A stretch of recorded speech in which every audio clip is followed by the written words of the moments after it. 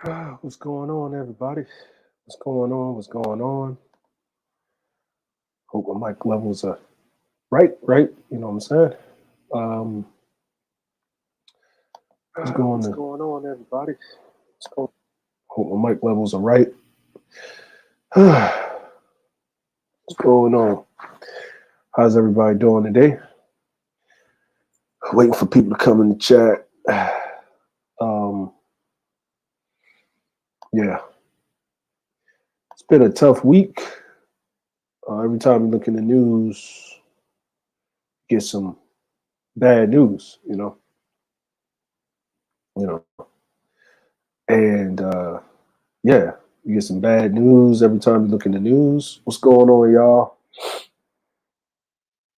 I'm saying, what's going on, y'all? I'm trying to pin this, but it is what it is. What's going on, Char? What's going on? Yeah. Hey, Queen in the South.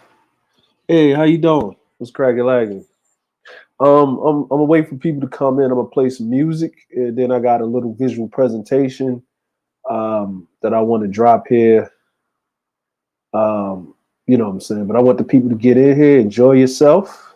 Enjoy yourself. You know what I'm saying? This is my Rant avatar. You know what I'm saying? It's an inside joke. You know, for all of us that's in the, you know what I'm saying? For all of us as part of the family.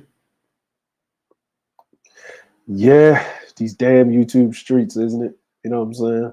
I'm going to talk about that. I'm going to talk about that too. What's going on, Cab? PYT? What's going on? How you doing? How's everything? Ain't talked to you in a while, brother. How you doing? How you doing? How you doing? How you doing? Yeah, so I'm gonna play some music real quick. What's going on? Evening, Callie Jane. Evening, Steam sister. Evening to everybody. You know what I'm saying? But I'm gonna play some music real quick. You know what I'm saying? Y'all get your heads bobbing. You know what I'm saying? Y'all say hi to each other. You know what I'm saying? This is my rant, but it's kind of like a sermon, maybe. I don't know. I don't know. I had to calm myself down because I knew I had to go live today, and I usually prepare something, you know what I'm saying? A teaching moment, something that we can look forward and teach. But I look around the streets, you know, other than us and a couple of people, and then the people that do talk about what's going on currently. Man, it's just disheartening. But let's just play this music and let's just get on with it. Curfew. They are like, it's curfew. Bitch, we is from Baltimore. We don't care about no fucking curfew. You heard my man Stash on. They are like, it's curfew. They are like, it's curfew. They are like, it's curfew. They are like, it's curfew. They are like, it's curfew. They are like, it's curfew. They are like, it's curfew.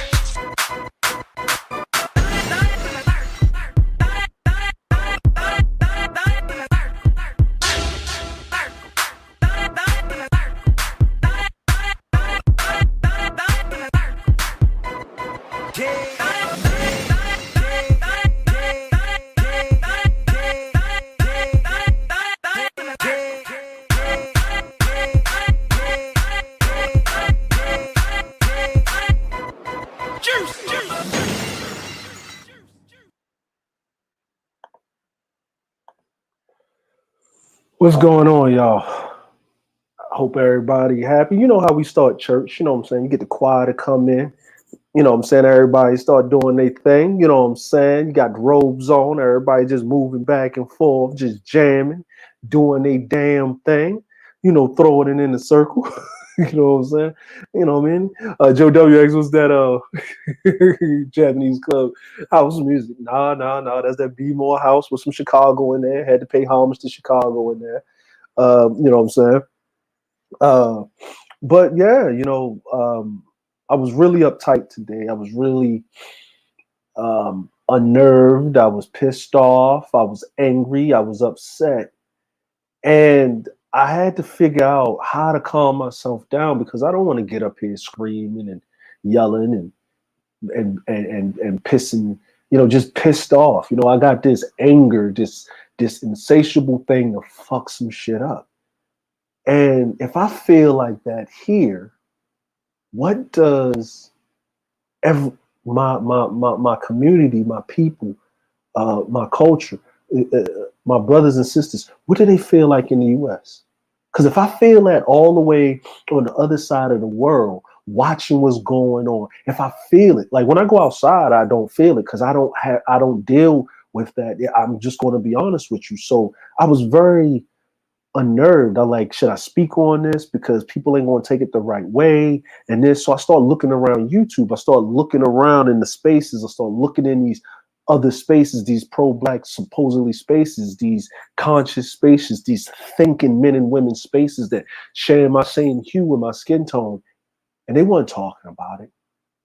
They wasn't giving their feelings about it. They didn't put aside their gender differences or whatever the hell they identify themselves as. Matter of fact, they even doubled down on their debauchery, foolishness, righteousness, and coonery. And it's utter disgusting and it's other unfucking nervy. Panel after panel, live stream after live stream of these thinking, supposedly upper echelon, 6-figure level up people throwing each other underneath the bus while we getting killed like dogs in the street because they don't care if you're a man or a woman or a child or a little girl or a little boy. You can't even walk without being pushed. You can't sit in your house without being killed. This is some bullshit.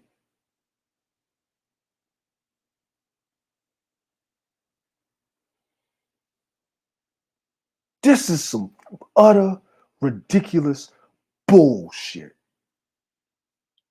Yo, Charles, I'm gonna drop the link in a second, bro. Today, I'm not coming here to argue with nobody. I talked to one of my sisters in the back chat because I'm tired of the arguing and the pandering and all this extra dumb shit. Today is a rant, but I want solutions. I don't care what your solution is. I want a solution to the problem. What you think that we should do, leave the gender the fuck out of it because we all one people. If the women don't do, the men don't do, we all don't do, we all die. We all die. We all in this together. And it's a fucking trick bag. I don't want to hear about the BLM motherfuckers. Then run up on their ass and ask them where the bag at so we can do shit for the community. If they got 90 million motherfucking dollars over a fucking 2-year motherfucking period, then there's no excuse why black people can't raise motherfucking money. Then go get the goddamn bag like them brothers and them sisters did. Go get the motherfucking bag. The Asian people start being accosted for 1 fucking year, and they already got legislation already passing through the House and the motherfucking Senate about you can't come at it with anti-Asian rhetoric. What about niggas for 400 years? What about our civil rights? Man, I'm tired of motherfuckers off the back of us getting their shit. And we sitting over here fighting about every motherfucking day. Every stupid motherfucking thing. Let me calm down. I'm sorry. I told you it's going to be a rant. There's no tags on this video. I'm going to say this right now. I know the elder, I know Char and everything because I usually promote the other channels, but I don't want to drag them into this. I don't want to speak for other people, so I'm going to say this. The views of what I'm saying is my views alone, and it doesn't necessarily reflect the views of anybody else associated with me. These are my motherfucking views. So here we about to go. I'm about to go into it, but I got something to show y'all. So let's just go ahead with this.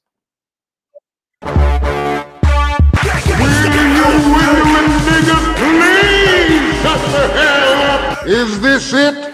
This is what I got all those ass whoopings for? And behold, some 4 decades later, what have I found but a bunch of trifling, shiftless, good-for-nothing niggas? And I know some of you don't want to hear me say that word. It's the ugliest word in the English language. But that's what I see now, niggas. And you don't want to be a nigga, cause niggas are living contradictions. Niggas are full of unfulfilled ambitions. Niggas wax and wane. Niggas love to complain. Niggas love to hear themselves talk but hate to explain. Niggas love being another man's judge and jury. Niggas procrastinate until it's time to worry. Niggas love to be late. Niggas hate to hurry. You women niggas, please shut the hell up. Is this it? This is what I got all those ass whoopings for? And behold, some 4 decades later, what have I found but a bunch of trifling, shiftless, good-for-nothing niggas? And I know some of you don't want to hear me say that word. It's the ugliest word in the English language. But that's what I see now, niggas. And you don't want to be a nigga, cause niggas are living contradictions. Niggas are full of unfulfilled ambitions. Niggas wax and wane. Niggas love to complain. Niggas love to hear themselves talk but hate to explain. Niggas love being another man's judge and jury. Niggas procrastinate until it's time to worry. Niggas love to be late. Niggas hate to hurry. See, I felt like if I got up here and said that, then I don't know what I'm talking about. So I'll let Martin do it for me.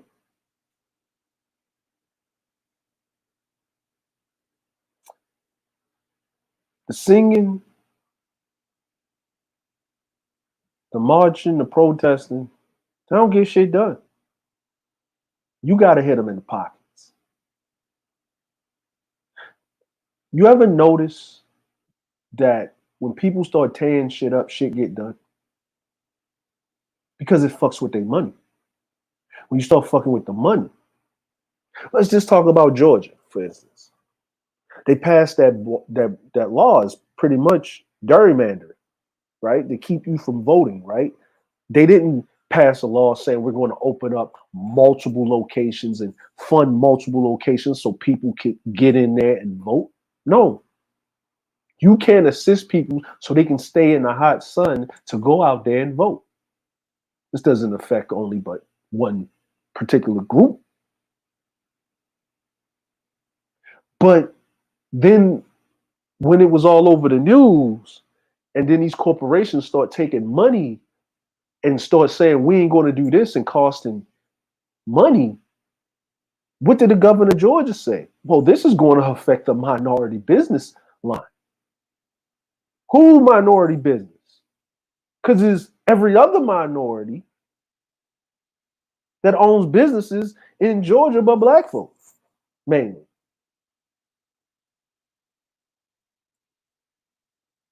So who bottom line is it going to affect? But then when you look at it, then these corporations, to thumb their nose back at Mitch McConnell to say stay out of politics, they got together and said, we pulling all our money because you want to do what you tell us to do. And then Mitch McConnell turns back around and says what? I'm sorry, boss. We won't do it again.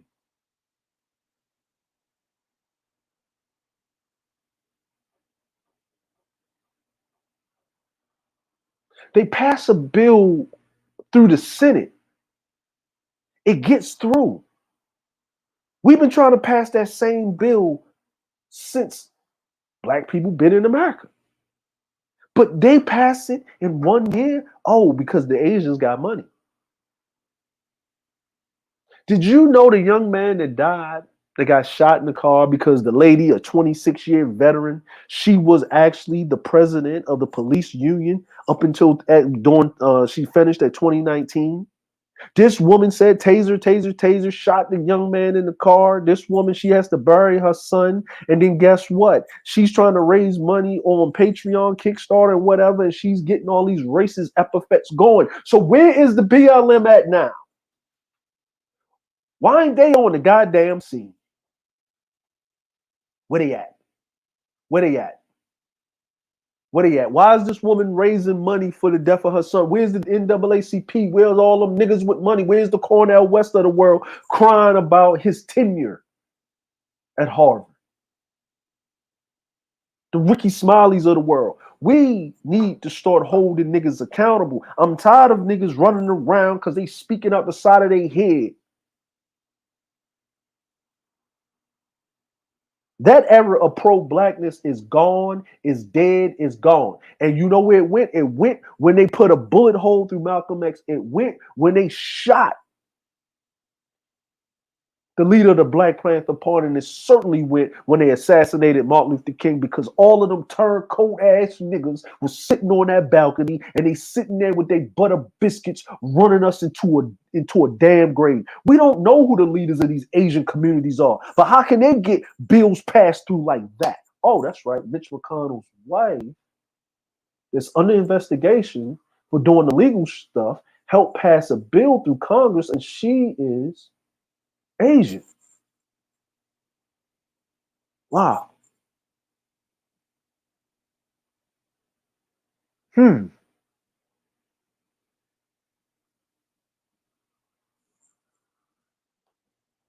I'm not getting on them because it's a bunch of sisters running it. Just if I got some smoke for them, I got smoke for the NAACP because they just as worse, because they showed them the blueprint on how to get some money and bounce. Now the Asians are running around talking about this, that, and the third. Not all of them, because there's a lot of Asians standing up and say, "Hold on, wait a minute. Don't be on this bandwagon with this." They holding each other accountable. Now you ain't going to hear no more of this anti-Asian rhetoric, because if you go into a nail salon, sister or brother, and they don't give you the exact service that you want, because we know how that works, right? They act stupid, right? Just like anybody else. And the second that you say something back to them, they can hit you with that anti-Asian stuff. So let's do some anti-blackness stuff. How about y'all stop going to those places? Let's do that. Let's just cause problems, money problems. Cause them money issues and problems. I'm tired. This is my solution. Fuck with their money. Fuck with their money. If you marching and you ain't fucking with their money, fuck it. Stand in front of their businesses and cause problems that they can't motherfucking make a buck. Stand in front of them congressmen's houses so they can't make a buck, so they can't get to their constituents. You can't have a police department if there's no money, right? So you pay taxpayer dollars. Your taxpayer dollars go to them hunting you down like dogs in the street.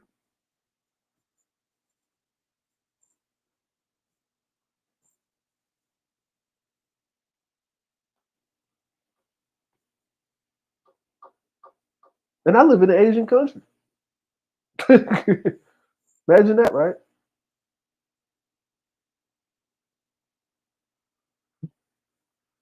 Do you know that the Chinese, the Japanese, and the Koreans can't stand each other, but when they're in America, they stand all as one? So that means is that if everybody's on some cause, I don't care if you a Hotep, a Hebrew Israelite, a LGBTQ, X, Y, and Z, identify as a toaster. If you black, they don't care what you identify as. They don't care what God or what gods or who you serve or what. They don't care what more science tipple you want or what soapbox you stand on in Central Park. What conscious community, what conscious mind, universe, 13th parallel of the knife bend of Martin Luther King Boulevard and Malcolm X Avenue you stand on, you will be dead in a fucking car because some dude feared for his motherfucking life. Don't care if you're a little boy, don't care if you're a little girl, don't care if you're a grown woman, a grown man, don't care if you got a college degree, don't care if you're a lieutenant in the damn armed forces, don't care if you got a doctor's degree, don't care if you're an NBA player. Doesn't matter to them one motherfucking bit. So we got to make it matter. Marching and protesting and begging your oppressor to help you. Nigga, please. I live in a goddamn country where these motherfuckers wage war on each other, wage war on the rest of the world, and did it forwards, backwards, and sideways. It took white supremacy 4 fucking times to subjugate this motherfucker. They still running like cockroaches. Black people, talking is over. Y'all need to stop talking. We need to stop talking. We need to stop sitting up on these motherfucking platforms and throwing each other under the bus like it's the shit to do for likes, clicks, and views, and super chats and cash apps. Nigga, I will not sit up here by any stretch of the fucking imagination and support any motherfucker on this motherfucking platform.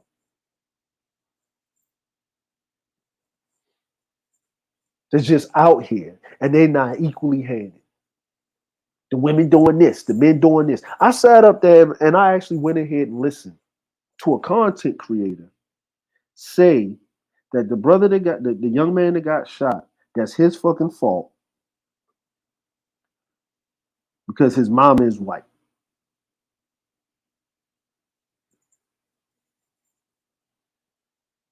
This woman had the audacity out of the side, front, and back of her mouth. And I don't say nothing about women. I leave black women alone. I leave them alone. I understand the pain. I give them a big pass, but I'm not gonna give this a pass because this ain't the first time she said it. When George Floyd said it, that was the first time she said it, and she said it again with this.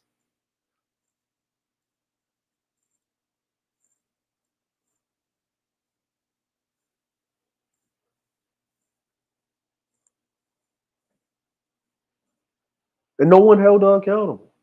I'm like, well. Then I look on the other end of the spectrum. You got another content creator basically tried to make excuses on why George Floyd, a man had a knee on his neck, or it was on his shoulder. Well, the man dead. For 9 minutes, he had his goddamn knee on that man's shoulder, and it killed him.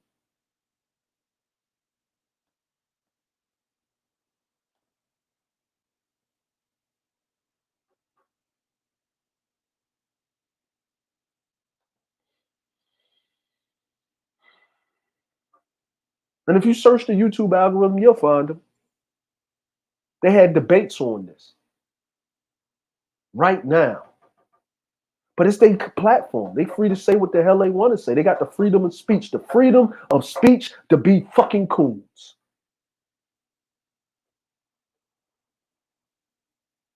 That's what they are. You got one sitting over here masking like she for black women. She's with the whole thing. She's conscious. She's pro-black. But then she's up there. Oh, he went under the bosom. Oh, yeah, but get you a white man, girl. Oh, because he got a white. So wait a minute. That's not that young man's fault who his mama is, but his daddy black. And his mama and daddy together. So he had a home. And the man was minding his business. He got pulled over. He got a child. The mother of his child was in the car. That man died in front of, matter of fact, let me check. Oh, the mother of the child was black. So that black child with that black woman and that black man no longer has a father because some white woman shot him dead because she made a mistake at 26 years. And when she was yelling taser, taser, I want y'all to understand that the taser was for them to back up, because if she shoots the taser while hitting the suspect, the police officers can get shot too. So it wasn't to say what she was shooting for that. It was to protect her fellow officers.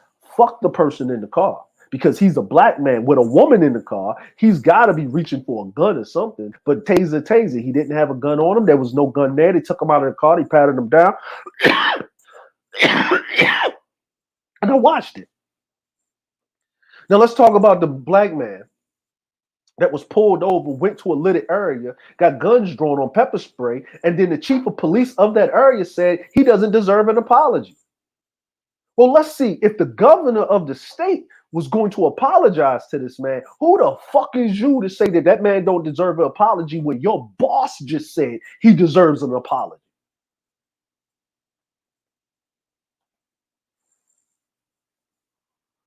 Oh, yeah. Them that shall not be named, but I'm also talking about somebody over there. It starts with a C and it ends with a G. Talking about, yeah. But then I'm looking around and say, well, this black man that serves in the military, that was minding his business, had his dog in the car, that's a lieutenant, just doing his thing. What happened? So did he do the right thing? No, crickets, nothing. Because you can't, so you want to do shock value. You want to be shock jocked. Now I see why you 30-some years old, almost 40-some years old, by your motherfucking self. Ain't nobody in their right mind want your ass. You hateful ass harlot.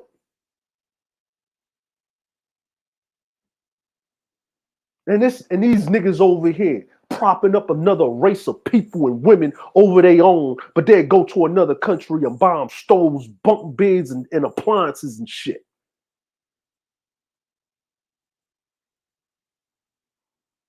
You'll find out how black your nigga ass is when you trying to go to that goddamn airport and you get pulled over in the same situation as our lieutenant brother in minding his business, coming home from work in his uniform.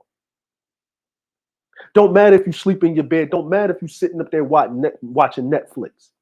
We black people need to stop being so goddamn forgiving.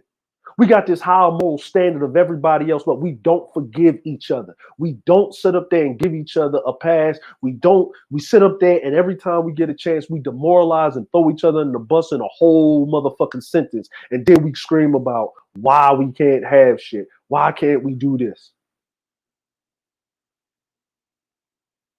We need to be uncomfortable.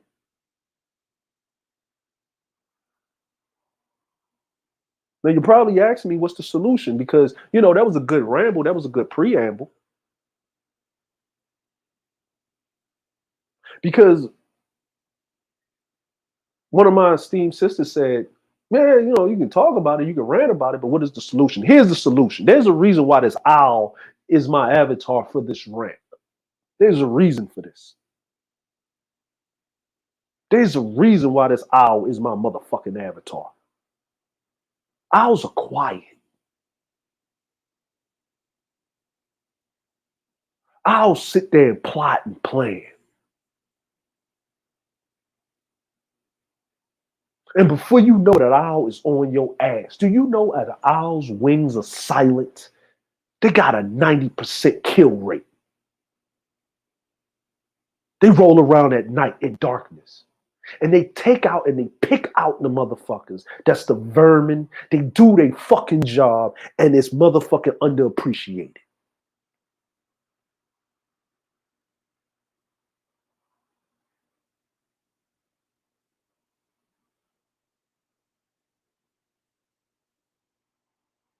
Owls are also the symbol of wisdom.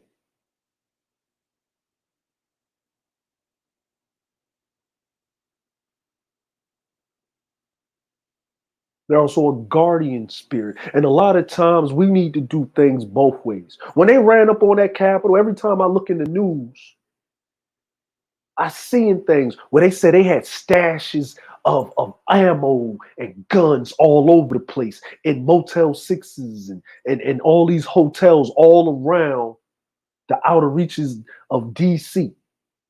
So if shit really pop off, they can run off, come back, reload, and assault the Capitol how they really wanted to do it. That was planning. That was plotting.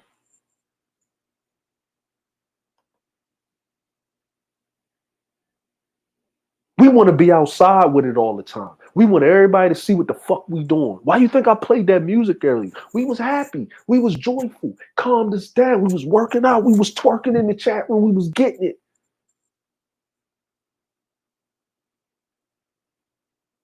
But then reality set in.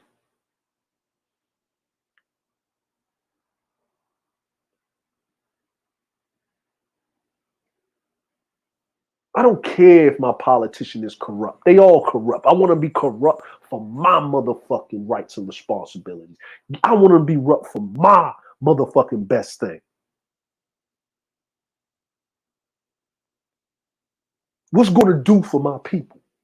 We still trying to get reparations on the board. Do you know that community of Asians that got reparations 4 times over? Every time somebody fucks with them, they get reparations. Why do they do it? They got a whole country behind them. I understand all that. So what is our country? Who is our country? Where do we belong? We don't belong in nowhere in Africa. We belong here because we built the motherfucking country. And if niggas starts taking responsibility, so the first thing you got to take responsibility for, how do you take responsibility for a country you in? You start getting into those motherfucking vestiges of the fucking programs and shit that they got.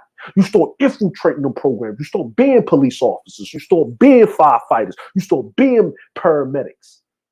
You start getting in the infrastructures of politics. You start getting into groups that's lobbying for your rights in your city council, in your motherfucking state and local governments.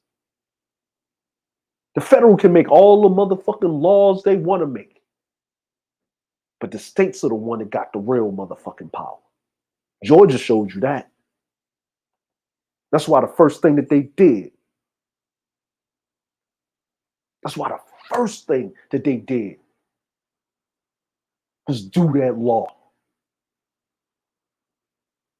Blatantly in your face. If you want to see the articles, the links are in the description because I don't feel like pulling them shits up right now. I'm not in a teaching mood right now because I know most niggas that's watching ain't gonna pay attention, nor will they give a fuck. If I'm up here on some fuckery, buffoonery, and debauchery, niggas will show the fuck up and show the fuck out. Niggas. Not my people, but niggas. Motherfucking niggas.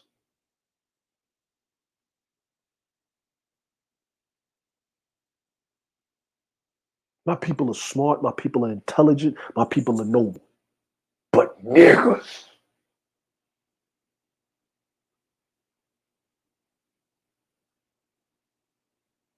Two-thirds of you niggas need to be called from the face of the fucking earth. But I get it. You don't want to face reality. You want to fight for your right to be an American. You want to throw up your hands and be like, oh, well. You want to blame everybody but you. And if you a man sitting up here crying and whining and complaining about what the women are doing with their fucking vagina, nigga, you whining because a woman didn't pick you.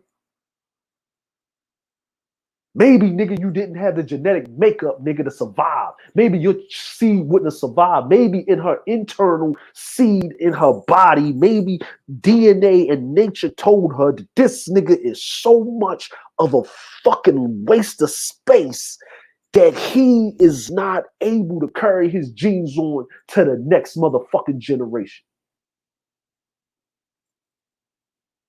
Maybe, just maybe.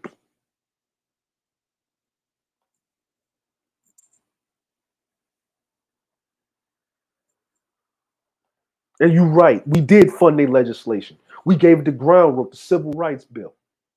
We gave it the groundwork every time we out there lobbying, doing this, doing that. So we need to get into those vestiges. We need to get into those city councils. Look at Baltimore. The city council is mainly black. The mayor is black. The district attorney is black. And you know what they did? They repealed every motherfucking thing that focused on locking black people up, petty crimes, drugs, all that shit. They're only going after the big shit. They ain't wasting your time. So if the police can't pull you over or arrest you for a petty crime, the less interaction they got with you, the less they gonna fucking shoot you. Imagine that. Imagine that. Imagine that. They pull you over, sir, I'm gonna give you a ticket for such and such. He can't put his gun on, he can't put his hand on his gun.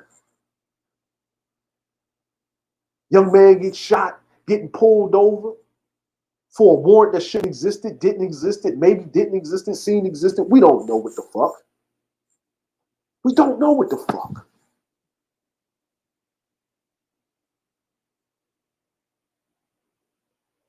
But I just read in the news just now Cop is in critical condition over a traffic stop. He got shot multiple times.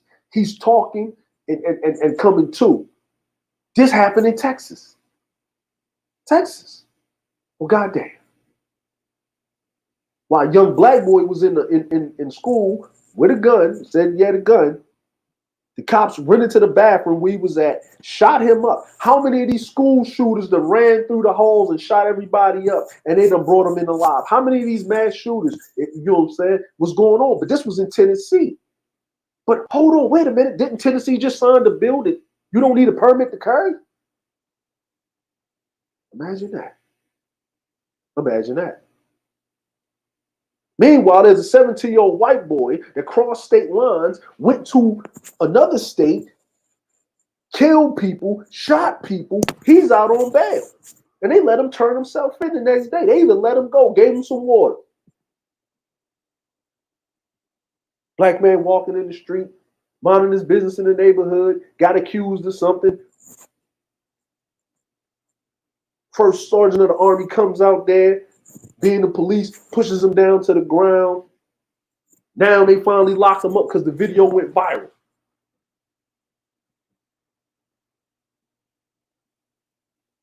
Every time black people has an interaction with a white person, they feel like something. We got the Kerns and Chads and Brads out there. But they always try to make us the face of debauchery, foolishness, and whatever.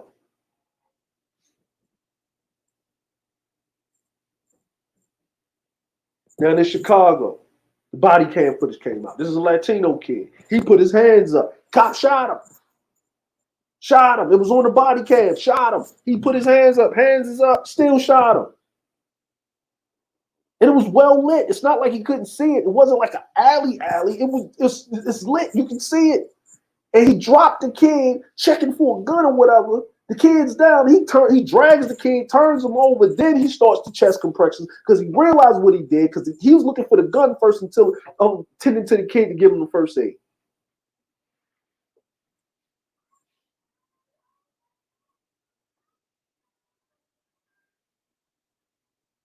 What the hell? What the motherfucking hell? I'm tired, y'all. I'm over here and I'm tired. So I know y'all are exhausted.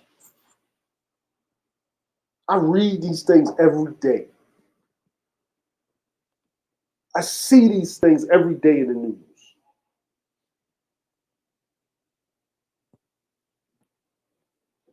I see Lady Shaw brought up something about they should lose their pensions. Yeah, they should lose their fucking pension. Matter of fact, here's a better one. They should treat them like the military. I've read in the article there was a black man that was going in the Army National Guard. He was an officer, and they made him wear chains around his fucking neck. Talking about to follow the chain of command. Now, I know they used to do that shit, but it was like you drag the chain behind you while you run it. It's a punishment to teach you as a symbolization, but you made a black man wearing chains around his neck and his body. You knew exactly what you was doing.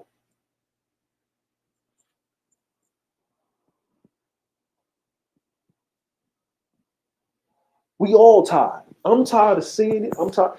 And here's the thing. There's no place for you to run. I'm trying to tell you niggas this. I'm trying to tell you niggas. I ain't talking about my black people because y'all understand. The people in the chat, my moms, my people in the chat, some people, most of the people that's watching or whatever. But for you few of you niggas, there ain't no place for you to run. I'm on the other side of the planet and I'm going to tell you there ain't no place you can run. Nigga, I've been on every 7C out this bitch or I've been on 6 goddamn motherfucking continents, nigga. And you are an endangered species, whether you want to believe it or not. And you sitting up here talking that shit out the side of your mouth, running your mouth on these fucking platforms, being reckless with your fucking mouth. Guess what, nigga? You ain't doing shit. Stream after stream, hour after hour, bitching, moaning, and complaining about some shit that happened to you in yesteryear, and you stuck in the fucking mud.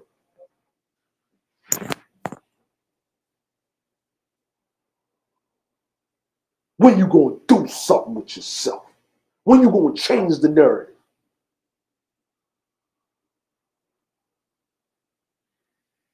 These so-called doctors of philosophy, doctors of conscious Black History Month, but then turn into doctors of female fuckery. And what about these black mamas? Doctors of what about these black mamas? Oh yeah, and I'm not gonna let out doctors of black male fuckery. What about these dusty niggas? You know, he can just stay over there with that's a white woman problem. Yeah, girl. Oh yeah, I'm being extra petty today because I'm tired of seeing it. I'm more cold with my people than the so-called conscious niggas.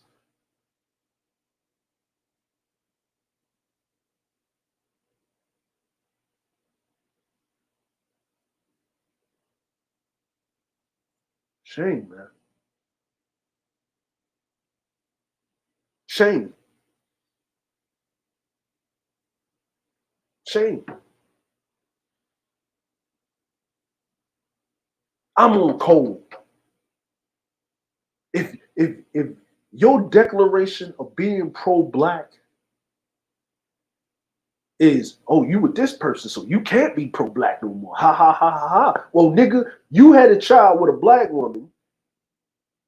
You didn't make it work, and you're online complaining about black women all motherfucking day, calling them motherfucking this X, Y, and Z, and you ain't doing no content, but you're screaming about hit the motherfucking link in the Cash App all goddamn motherfucking day. But I'm not pro-black? No, nigga. You need to check yourself. Or you screaming how this nigga ain't shit, these niggas ain't shit, that nigga ain't shit, but you choose to sit up there and have a child by a serial baby daddy. Yeah, I said it. And the nerve of you to call out a man talking about fuck his death when he was in the car with the mother of his child, taking care of his child. And everybody spoke about it. Did you hear the crying that his aunt was doing? His black aunt was doing. She didn't give a fuck that his mama was white. That's a black man that died. Her nephew died. Her great nephew ain't got a father. And you sitting up here with the audacity, oh, because you couldn't keep your shit together and keep a motherfucking nigga? How fucking dare you? Or you sitting over here talking about, yeah, well, he had the knee on his neck, but you'll travel 8 fucking hours in one direction, driving, burning gas, staying in Motel 6 to get some head from a motherfucking harlot that didn't even show up. Nigga, who niggas is these? Why are we listening to these motherfucking hooligans and these bitch ass motherfuckers? These niggas.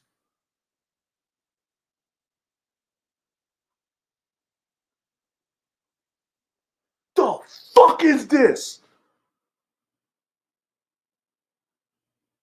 Ain't teaching shit, ain't coming up with no solutions. When I do these open panels, you usually Cerulean up here. Well, Cerulean ain't here because Cerulean is out in the motherfucking community doing what he's supposed to fucking do because they raising hell in Minnesota right now. Do you know there's a trial going on in Minnesota? Black man gets shot in the same fucking state that the shit popped off on. Damn near a year from the motherfucking day. Ahmaud Arbery already was in the goddamn ground. Breonna Taylor was already in the motherfucking ground. They don't care if you black or white. They don't care if your mama is you half white. They don't care if you mulatto. They don't care if you fucking identify as the next coming of Jesus. Oh yeah, and by the way, according to the Bible, Jesus was black. You saw what they did to him. They called the police on him. That was the Romans. And then they executed him. That was the Bible just shows you police brutality right there. If you want to say something, Yahweh for your Hebrew Israelites. Who called the police on them? Oh, they ain't real Hebrews. Well, guess what? I guess they was, because they called the Romans on them and they fucking crucified them. Matter of fact, why did they crucify him? Because he was starting an uprising.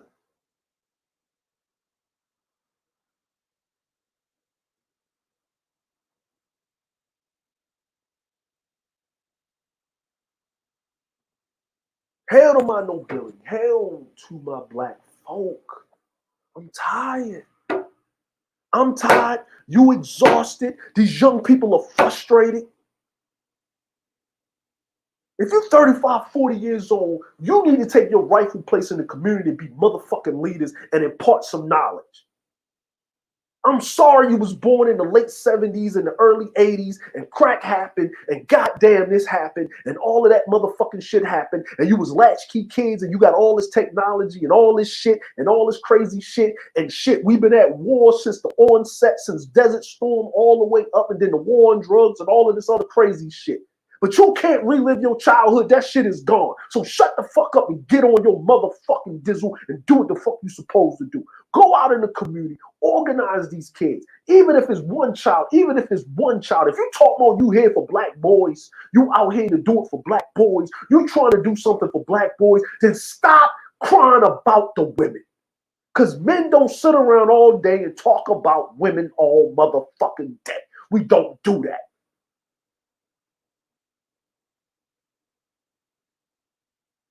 The fuck is going on?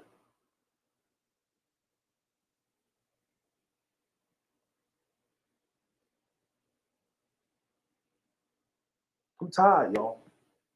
Y'all are exhausted. I'm tired. Y'all are exhausted. So what are the solutions? There's an initiative out there. But do whatever you can. And I'm going to say something about this traffic stopping shit. Get yourself home safe. I know it don't feel right when the motherfucker's fucking up your rights. But you can't defend yourself if you ain't alive. And not everybody got body cams. And they can turn the shits off. Do what that brother did. Get yourself to a nice lit neighborhood. Don't try to run. Get yourself in a nice lit place.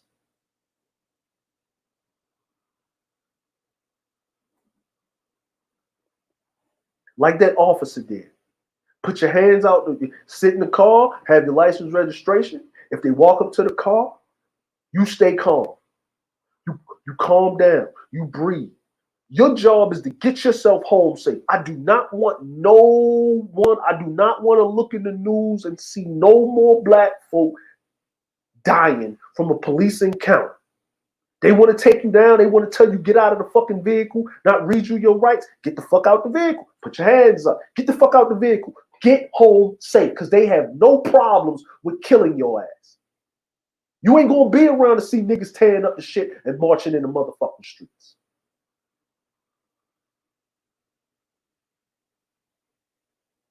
Then, when you get home, sue the poo-poo out of their ass. If this motherfucking crump want to run around and be the face of niggas suing people, then let him be the face. Run that nigga ass ragged. Run them ragged. And then when you get your money, invest it into your local program. Make sure the money go where it needs to go. And let's get some more black police officers. Let's get this legislation popping. Stand firm and stand tall, people. Get home safe. That's it. That's what I'm gonna tell you. This shit happened to me in Virginia, so I already knew what the fuck it was. I got pulled over with my guard sister in the car. We was coming back from Virginia Beach. The cop pulled me over. I made sure I got to a lit place. As soon as he came up to my door, give me your license registration. I already had it ready for him. Here you go, officer.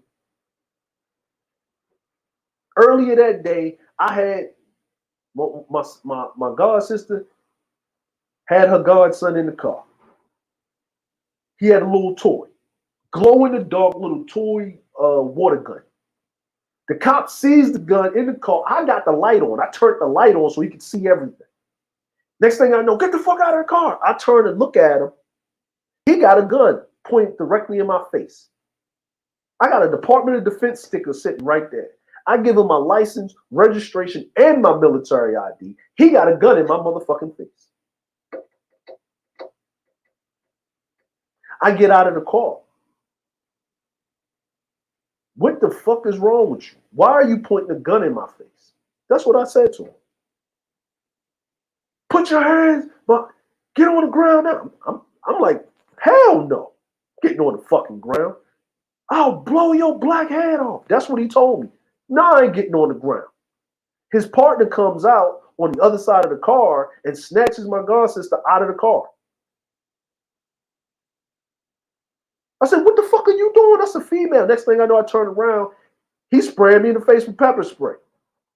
I'm up against the car. He tries to grab me. I hear him click. It's a baton. He goes to hit me with the baton. Me and this motherfucker struggling. I'm going, look, if I'm going to die, he coming with me. I'm going to fuck his ass up. Then other police can come on the scene and I get grabbed up. Calm down, brother. Calm down. I get grabbed up. Some big somebody picked me up, but I knew it was a black man. He put me in the back of his patrol car. They put me in holding. Sit me there. No one says nothing to me. They wash my eyes out, put me in holding. I'm in holding for 24 hours. My aunt bails me out. I go to court a month later. I go to court. As soon as I walk in there, the judge, here's what he has to say, looks at the case. I don't say a fucking word. You know what the judge says? Your case is dismissed.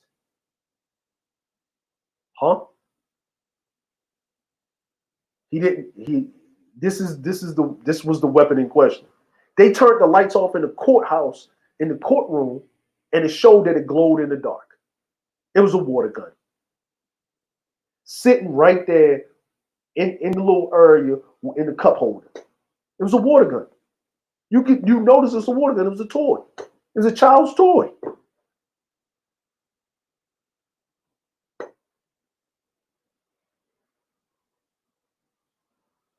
But see, this is the problem. Every black man that lives to a certain age has this story to tell.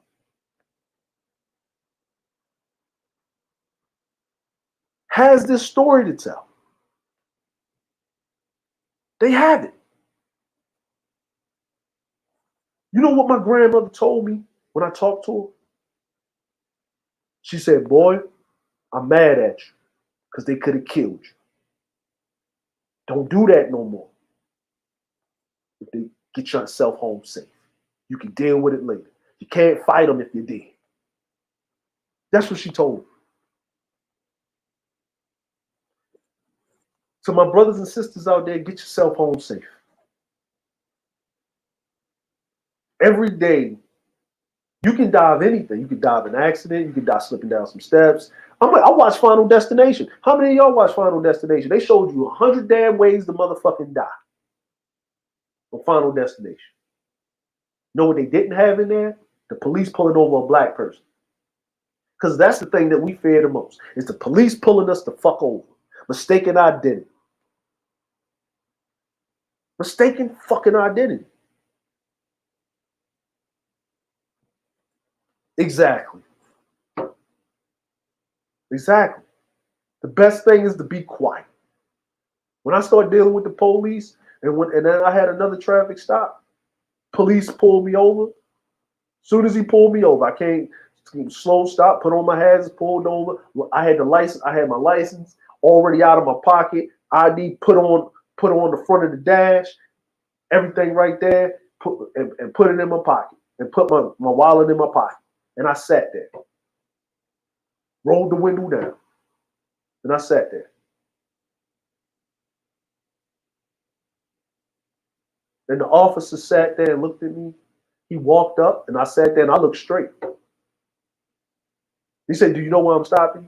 I said, have no idea. He said, well, the speed limit is 65. You were doing 55. I said, yes, I was. Said, why were you going so slow? I said, I was in the slow lane, right? Said, yes.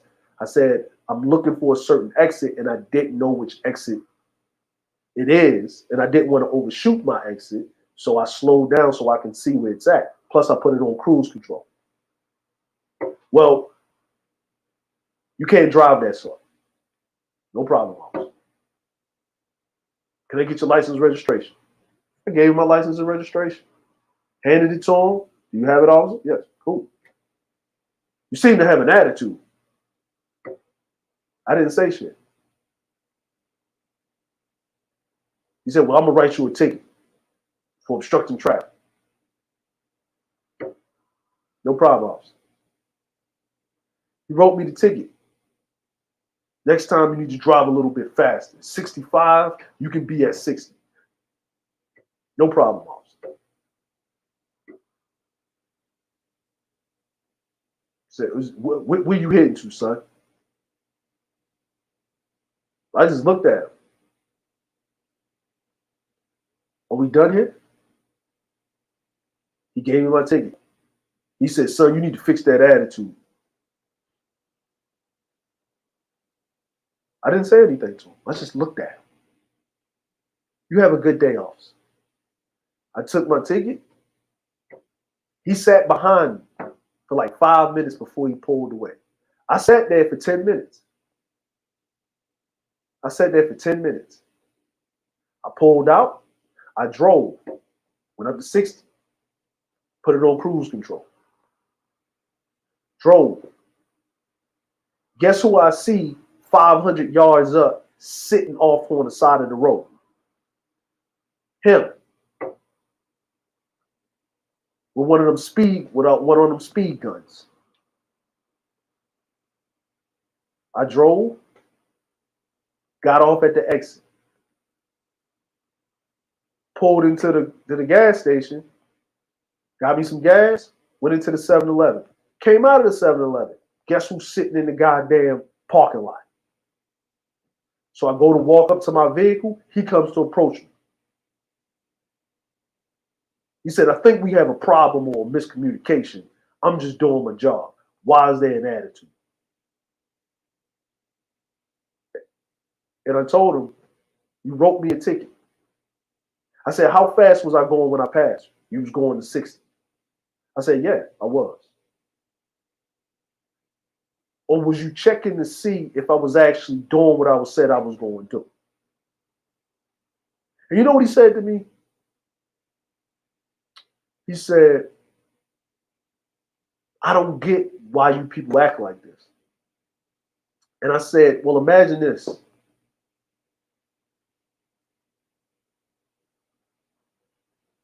The only reason why the police force existed is so you can hunt me down. That's it. Your slave catchers that they gave a job to. That's it. And that was it. I said, are we done here? And I got in my car and I drove the fuck off. These instances happen with black people all the fucking time. All the fucking time. Why? Why? Why does this happen? You hear about the white supremacy. You hear about the stuff in the military. You hear about the stuff in the police force. How can you change a system if you're not in the system to change it? We can't have 1 or 2 or 3 or 4 or 5 black people scattered over because then they're outnumbered and outgunned, and then they have to get along to survive in the system. There's brothers, there's cops, there's everything, there's sisters that stand up, that try to look out. Look at the Capitol. When they ran up on the Capitol, look at those brothers and sisters that were outnumbered out there. Look at that brother that was holding the line by himself while his white compatriots was all the way up there, and he was up there doing a diversion by himself, holding the line. We have been holding the line in the moral code for this country for hundreds of fucking years. And the only time they want to talk to us is when one political party want to move the needle and use us as a bludgeon against the other political party. I'm tired of that shit. If I'm tired, I know you're exhausted.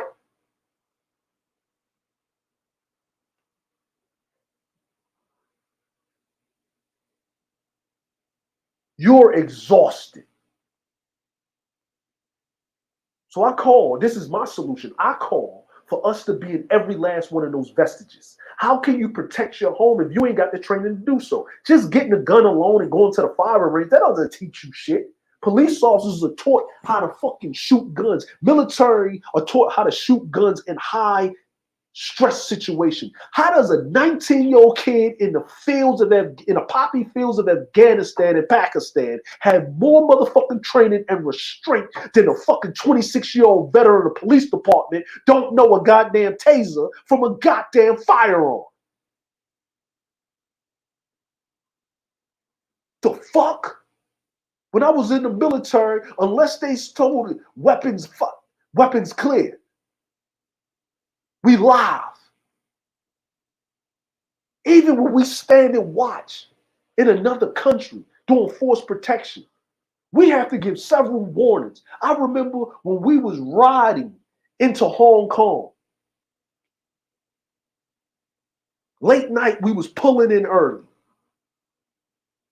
A patrol boat rolled up on us because we had our running lights on. They got too close to the ship. We gave them several warnings. They didn't back up. So we jumped on the 50 cals. We jumped on the 25 mics. And if you ever seen a 50 caliber goddamn machine gun, that thing will rip through it'll rip through trucks and everything. And we racked that shit back and we pointed those guns at that patrol boat back the fuck off. This is a United States Navy warship with Tomahawk missiles. And if we got more restraint in the military, we got so much restraint. That lieutenant, he was calm under pressure because he done did tours in Iraq. And he was getting treated. He was being treated like an enemy for a country that he fought for. He had guns trained on him. And look how calm he was. He even got sprayed in the face with the pepper spray and still stayed calm. Because he knew to get himself home safe. He'll deal with you later. Get yourself home safe. We need training. We as Black people need training. We need training to protect ourselves. We need to get training on what our law and our rights are. We need to be training on how to move and how to act. We need training. Do you know that the AAA book, the roadmaps, the people that first instituted that was Black people? It was called the Green Book of all the safe places that Black people could go, to sundown towns and all of this shit. We need to go back to our roots and we need to study and we need to put our minds for greatness. 20,000 streams on who the fuck Derek Jackson's mistress is and 20,000 memes on what his wife was wearing, but we can't get motherfuckers to sit up here except for a select few to talk about the case of what's going on or what's happening or what legislation or what, because that shit is born. The advancement of your people is born, but the fuckery and debauchery of your people is entertaining. Shame on you niggas.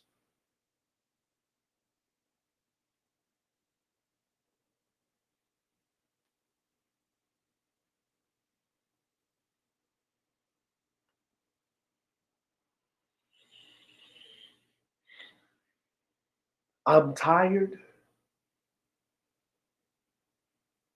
but I know my sisters and brothers that deal with it every day are exhausted. This younger generation ain't playing. This younger generation ain't putting up with nothing. We was taught to march and peacefully protest and then you know for the people. You know, it's a funny thing, right?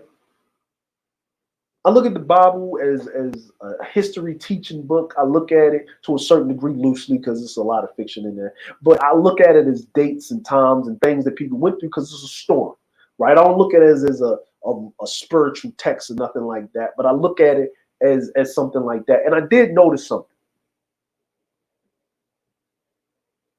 When the Hebrews were in Egypt for 400 years, they waited for a leader, Moses. Moses came. Moses always went up there and beseeched Pharaoh. He beseeched Pharaoh, let my people go, let my people go, let my people go, let my people go. Right? Moses never asked Pharaoh for equal rights or shit like that to other Egyptians, right? Because regular Egyptians didn't have equal rights. And he understood that if they stayed in Egypt, it was just going to go back because it wasn't the oppressor, it was the oppressed that just wanted a little bit of something. And there wasn't, and all the Hebrews wasn't oppressed because they had their little standards and stuff because Moses himself was accepted. He was a prince of Egypt at one time and he left and came back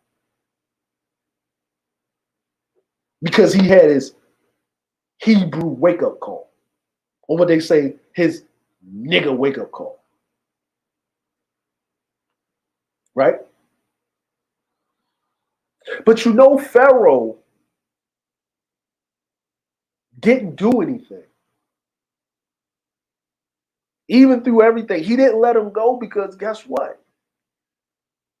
Until the plagues and everything started happening, start costing him money. Because what was the currency back in the olden days was people. Right? I kill every one of your firstborn. Those are people. Your firstborn. That means they're supposed to hand down the household. That means that you got to wait another generation so you can't protect yourself.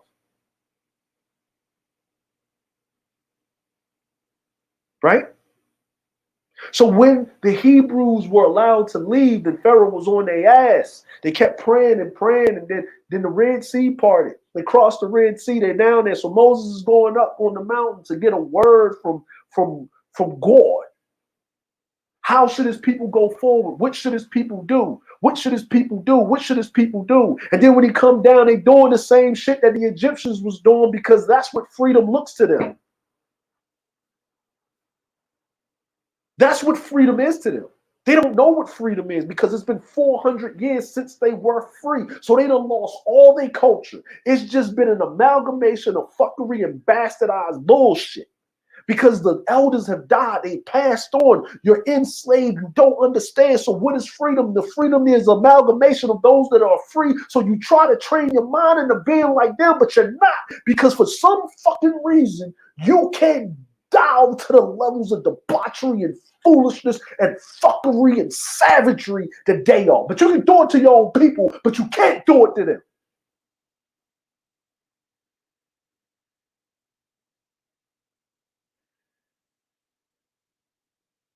So why? So then they had to go to the forest for 40 years, right? Civil Rights Bill signed about 50 years, right? 50 years. Now, when they was running around the forest for 50 years, they supposed to go to a promised land full of milk and honey, right? But if they was over there being slaves and building the plants and building pyramids and in the infrastructure, how can you survive in the wilderness for 40 fucking years of freedom and you ain't cut down their tree and built their town in the goddamn wilderness? You didn't start plotting, you ain't start building nothing, you ain't start doing nothing, right? Because you was looking for something else. So how did the Hebrews build their kingdom?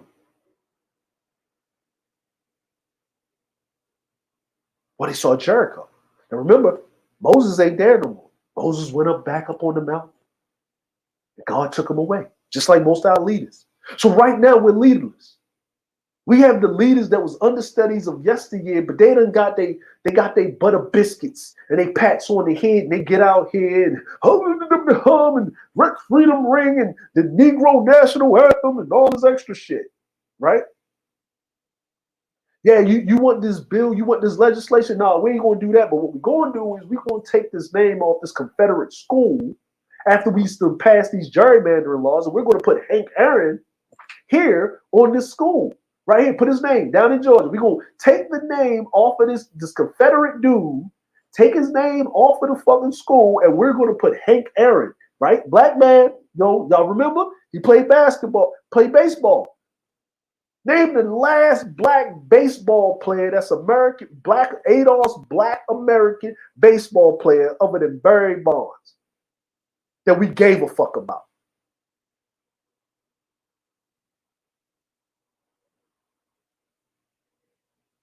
Who cares?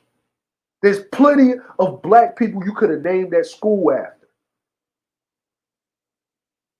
No disrespect to Hank Aaron. If you really gave a fuck, name that school after Malcolm X, but I don't care. Change that bitch ass law that you made. Give a fuck about that goddamn school. Give a fuck about that goddamn school. Who cares?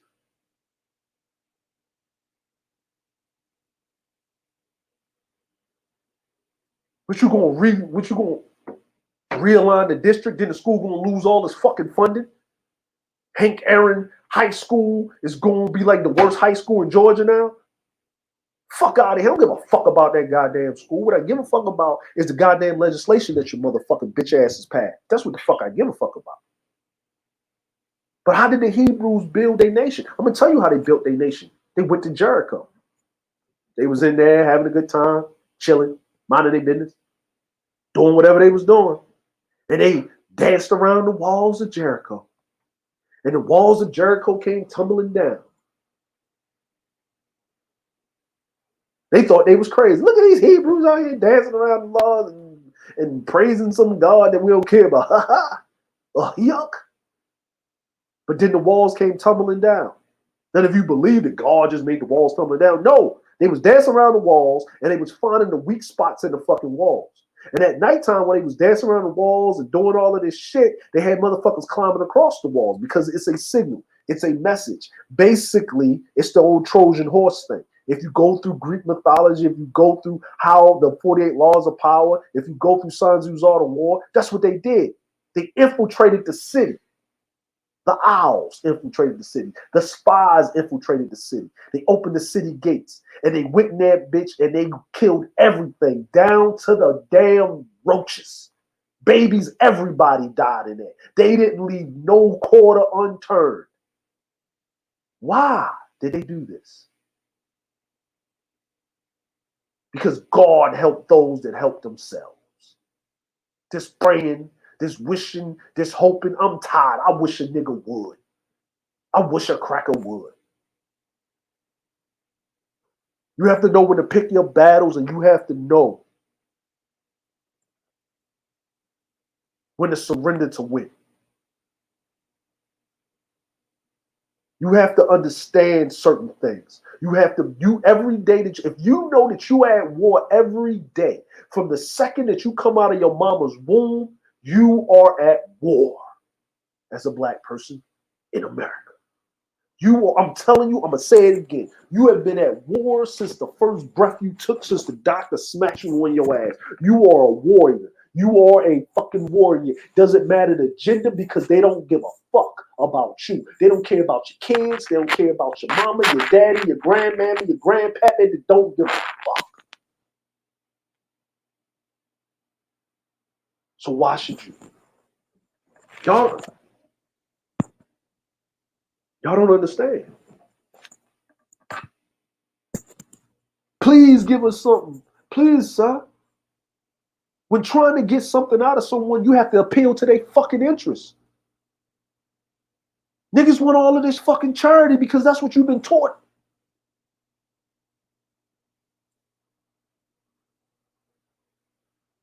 Take your shit back. And not all of you can do it. Not everybody's up to be a leader. But you can't follow fucking directions and fall in line and be on fucking code. So I challenge you today by any means necessary of whatever you can do, whether it's giving your time, whether it's giving your money, whether it's supporting people that's trying to do the right fucking thing, putting your expertise at work. If you in finance, if you know how to do something. If you work at a college and you understand business loans and grants and shit like that, that free money that's out there. I esteem Lady Chart. Every time she gets online and she does her streams before she even starts whatever the hell she was going to do, or whatever her content is, she always talks about financial this, and this. You can get this. Something as little as a coupon in here. Amazon's having a sale. This is what's happening over here. That helps. Every little information helps because every other community shares that information within each other. The only information that we like to share is fuckery, debauchery, and bullshit. And that's not all the way true, but it's a loud fucking minority that does it. And I'm tired of that shit.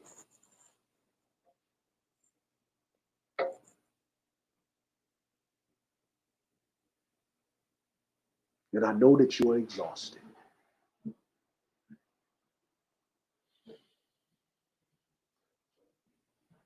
I'm going to drop the link down here. I don't like doing these rants.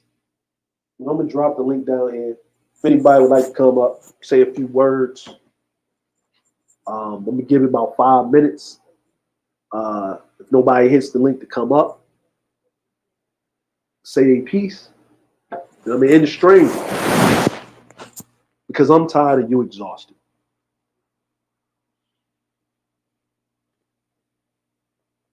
And I know it looks bad out there.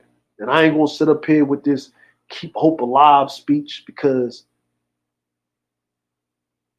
fuck that. We need solutions.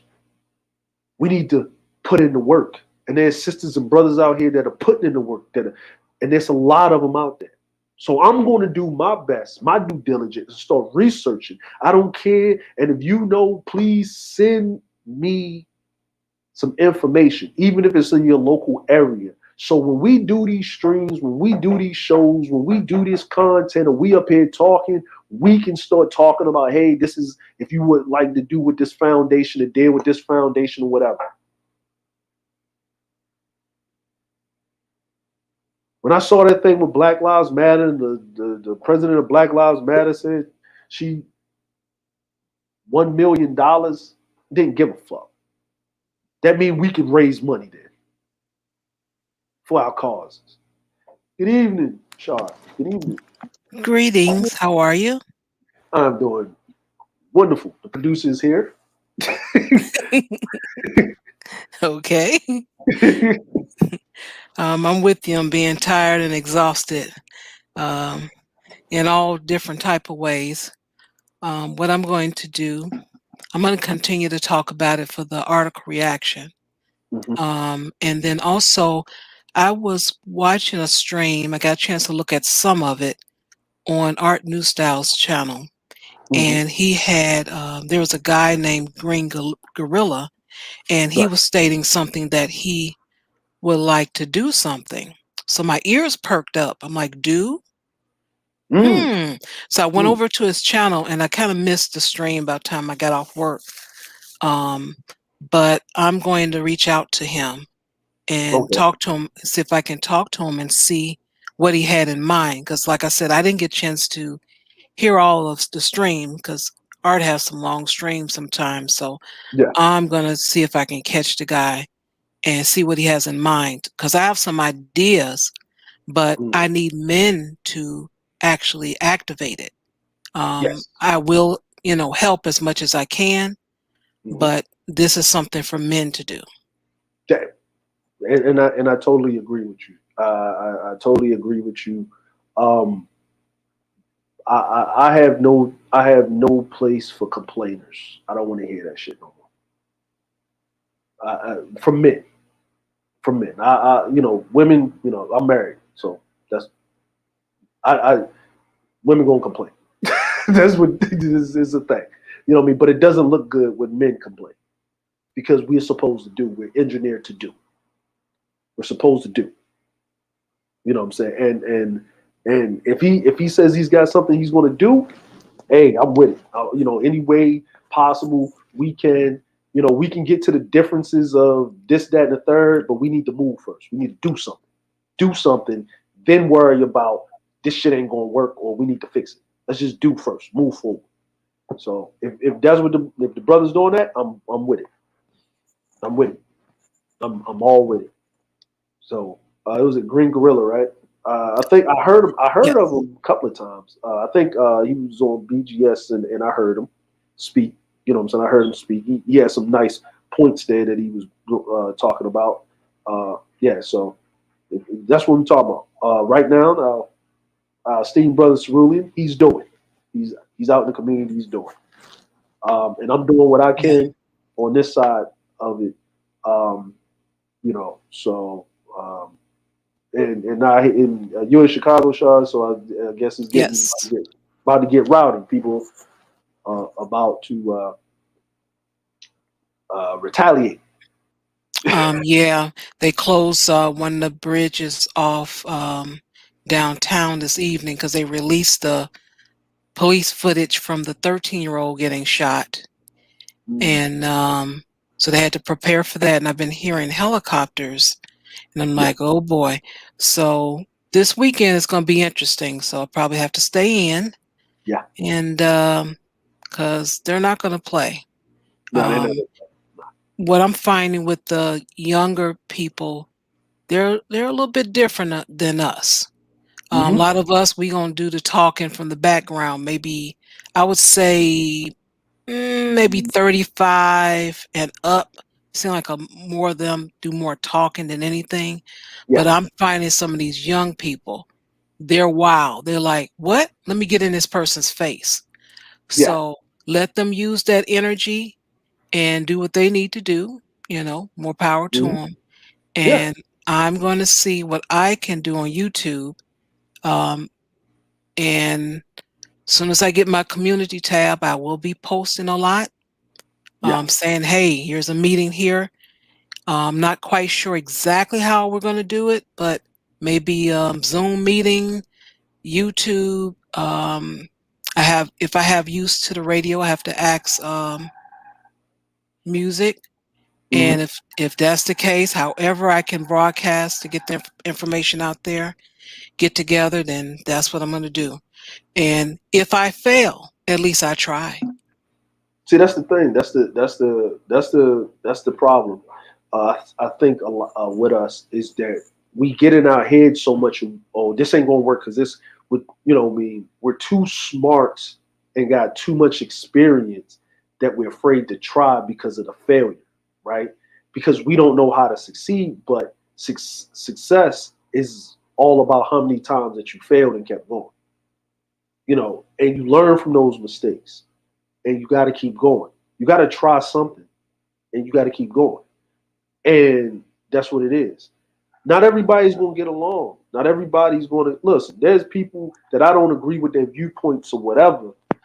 And I mean, if it's not too egregious, I'm not going to say anything. I just, choose not to say nothing publicly about it. But what are we doing? What are we doing? If you know that the problem is economically and it's politically, then everything else is the cause, is the effects of those problems. Then fuck that, get to the problem. How do we get to the problem? And Yeah, doing something about it. That's the solution. Doing something about it. These young people, they're gonna lose their damn minds. They're gonna go the fuck off. Because we didn't teach them how to just take the ass with it. hmm We ain't talking about no non-violence no more. That shit is over. If they want to tear up the fucking town, cool. Go ahead, tear up the damn town. But what we need to do is when they get locked up, we need to go bail their asses the fuck out. right, Because that's what they did. Because in the civil rights movement, when they said nonviolence and peaceful protests, they got their ass whipped and they got locked up. But guess what? They got the fuck out of jail because people was bailing their ass out. right.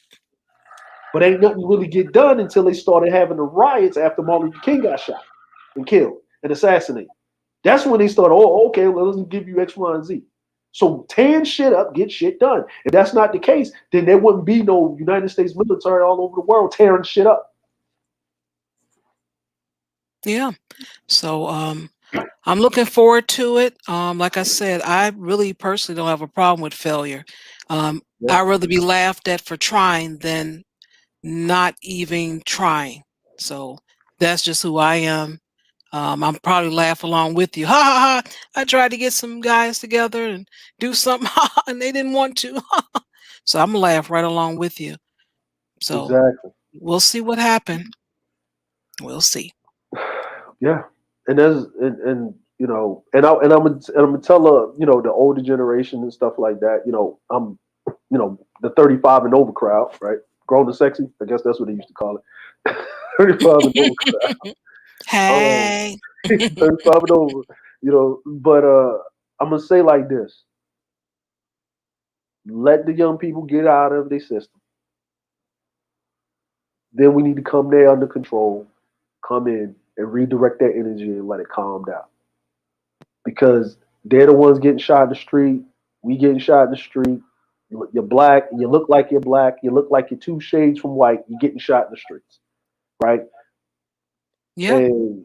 And we need to be there for leadership. We need to be there to talk to them, but we need to stand in solidarity.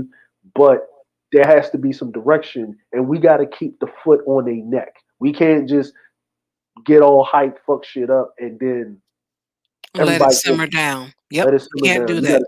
You got to keep it going. You got to keep it going. You got to keep it going because this is a system that it's changing. It is change coming. It is change coming. But it's this the system will amalgamate itself to basically understand what they need to do. And if you keep being abstract with it, you keep being unpredictable with it. They would rather listen to you at the table and have you raising the city every time somebody fucks up. Because if that wasn't the case, if what that woman did and the George Floyd thing that didn't happen, and everybody was raising the cities all around America, that woman that shot that young man, she was just only thing she had to do was resign and get a pension and go off in the sunset.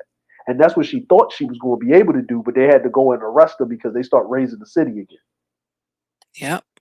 They're like, oh, got to do something. And And that's what we need. That is exactly what we need. you can, what does old dude say? I like you and I want you. We can do this the easy way or the hard way. The choice is yours. Yeah. And that's what was going to have to happen. Every time it's the carrot and the stick. You can deal with us and talk to us and we can get this legislation popping, or these group of warriors are going to come through and raid the city. Genghis Khan tactics. It just Attila the Hun tactics. Like you gotta. I'm sorry to say this, but it has to be done because they've been accosting us for far too long. 400 years is too long, and ain't nobody coming out the sky. I don't see Jehovah. I don't see whatever gods that you served and came out the sky and helped niggas yet. You gonna have to help yourself, Yeah. and we're gonna have to help each other. Especially think about it. It's a pandemic going on, and they still killing niggas. Yeah. Think Oh, about that. Just think about that's less of us going out, but still getting killed at the same rate, technically. you you going you gonna get killed by either COVID or police or Isn't that Karen. something? COVID or police. Pick your poison. You know what I'm saying? You got everything that you could die from, right? You got high blood pressure, hypertension, COVID, and the police on your ass. White people just got COVID, and they don't even care about that. They just like, I want to be outside. I don't need a mask, right? Black folk, we got to go out there and deal with all of this. You got to deal with COVID and the police on your ass. Too much. Too much. It's way too much. It's way too much. Way too much. Evening, Chandra. Evening. Good evening. Hey, good evening. Shout out to the brother Cerulean who in the initiative he mentioned that a black man is more likely to die on the streets of America than he is to die on the front lines Yes, he deployed in is. war. Oh, the brother And when Cerulean's. Oh, Cerulean's in the chat. Hold on. Let me make sure I drop this link again. Go ahead, Chandra. I'm sorry. Wait. and when you think about that, the frequency at which we are killed in our home soil by these police officers or these should be experienced, these should be, you know, the people that protect you. But the frequency at which we're killed is not unlike the frequency at which we were lynched. As if to be a constant reminder, as if to be a constant scaring of the black community. Yeah, just remember, you can always die. Because people don't realize that lynchings were used systematically to constantly buck break the same way they did during slavery, how they took the biggest, strongest slave and they broke him in front of everybody. Well, Hmm. there's just another nigga hanging from a tree, or there's just another guy shot up by the police. And it sits there in your subconscious as a reminder that your life means very little to these people. Yeah. Yeah, they prove it every time.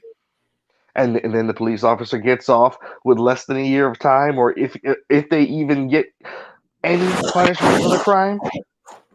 And it's about time we got justice. It's about time we saw actual justice for our lives, similar to that of, let's say, a white life. I bet you if that had been a white girl shot up like that, that police officer wouldn't have been fired and, allowed to finish off their shift. No. You're right. Do you think that crowd would have allowed that Derek Chauvin to sit on a white girl's neck for 8 minutes and 46 seconds? No, they'll just be talking. Mm. Just talking. Oh, you don't want to do that.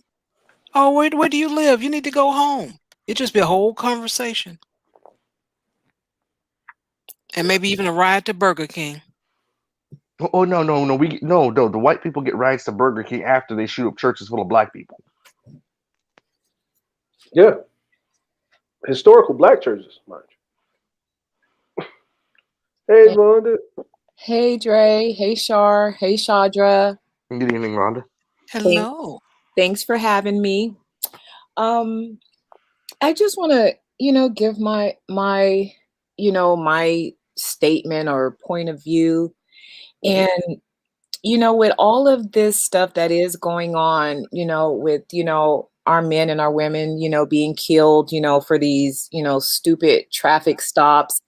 And you see the police showing absolutely no restraint, zero, -12, -13 restraint when it comes to a black person. But then you'll see, a white person, with a machete in their hand, ranting that, he'll kill every single police officer in his face. And they try to work with them. They try to work with them. And you Mhm. see it so much that for me, it's very, very, very disheartening. And it's painful. It's painful to see this because, I sit there and I look at it and I hear the story and I want to turn it off. I feel the heat rising and, the anger, surging in me. And I want to turn it off because I know that there's nothing that I can do about it, or I feel there's nothing that I can do about it. And then we talk about it and we talk about it. And then, 3 weeks later, the next one happens. You know, Mhm. it's like, where does this end, or is it going to end? I'm not even, faithful or hopeful that, in these so-called criminal cases where they're prosecuting these people, that anything is going to happen. Because once the case is over, then you never hear of that person again. You don't know if they're in jail, what's going on with them. You have no idea. And then, 3 years Mhm. later, they're released. And you're like, what, they're out already? How long ago was that? Because, so much more has happened in that 3 years. That is so true. And they don't even announce it. They let them out, let them get settled, go to another state or something, and then Mhm. they're like, "Oh, by the way, on the 6 o'clock news, he was released earlier this morning or yesterday." And married and got, 2 kids, Released on good behavior.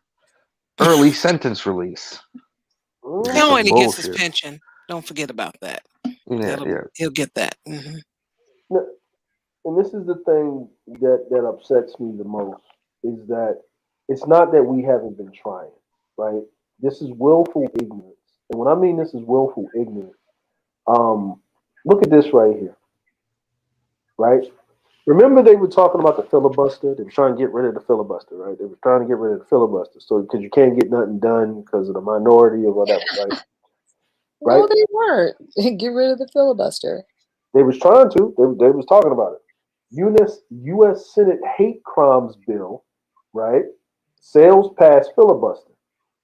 Now, Yeah, they could put a hate crime bill together when it comes to the Asians, but they can't put together an anti-lynching bill when it comes to us for years. It's a blind eye. That's the thing. It's a blind eye. You hear, Asians being attacked, and then all of a sudden, it's the responsibility of the Black community, or we're the ones that's causing it. And I'm like, wait a minute, hello.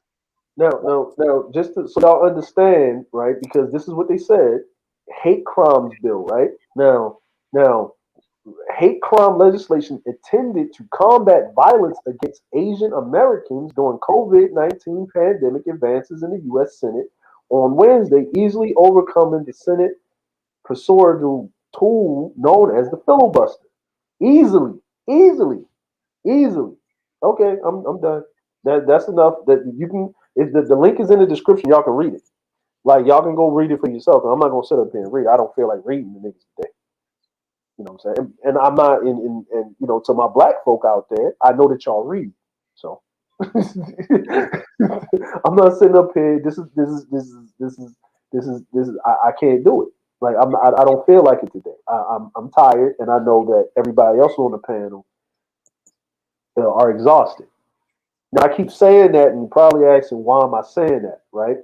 And what I said is I said I'm tired because I'm tired of every time I go to check the news about my country, I'm hearing about people that are me, that look like me, are being killed in the street from routine traffic stops or in their homes and they can't do nothing. Or they getting the police called on them as a threat because they know that the police are coming with a death sentence to kill black folk, right? I'm tired of hearing about it, but y'all are exhausted because y'all living through it. Right. That's why I say it like that. I'm tired, but I know that you are exhausted. And not everybody can run their ass to another country and kick their feet up. That's not possible.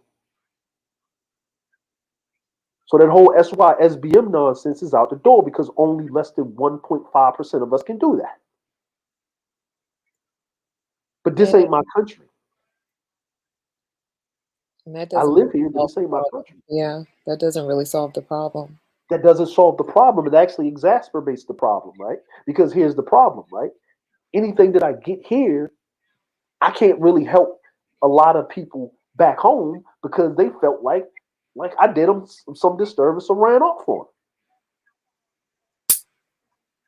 Right? Now we have that problem that we have to solve, right? Because but now I'm gonna was it Jay-Z's song where he went, black nigga, poor nigga, rich nigga, still a nigga. Yep. Huh. Still a nigga. And that institutional white supremacy doesn't stop just because you're in another country. It's just people want to look at you as though you're not part of the unit, even though when you go abroad, people look at you as, oh, you're black, oh, you're American. Yeah, that's American right there, American man. So, I mean, people would like to think of it one way, but at the end of the day, your folks are from here. Your folks' folks are from here. And when people stop trying to divide themselves on lines of, who's where or who isn't where, we can actually start getting the job done that needs to be done, which is taking care of the injustice. Exactly. Now, let me ask you a question. Now, this is where you can understand that white supremacy is global, it's worldwide, right? Here's the thing: FBI director says U.S. far right extremists travel to network in Europe. Wasn't it those same far right extremists that decided that they were going to sell out an entire army unit because it had black soldiers? Well, to the Taliban. Well, that's what they said, but yeah, but what they needed was they sold out the army units so they can get the drugs and the money so they can go fund their militia groups. Because Jimbo don't got the money to go get an AR. But if we already have ARs here on this training ground in these woods and in this forest, we can train Jimbo on how to shoot this AR properly, right? Mhm. See how that's going on? So how could they so they didn't travel overseas to go have sex with women.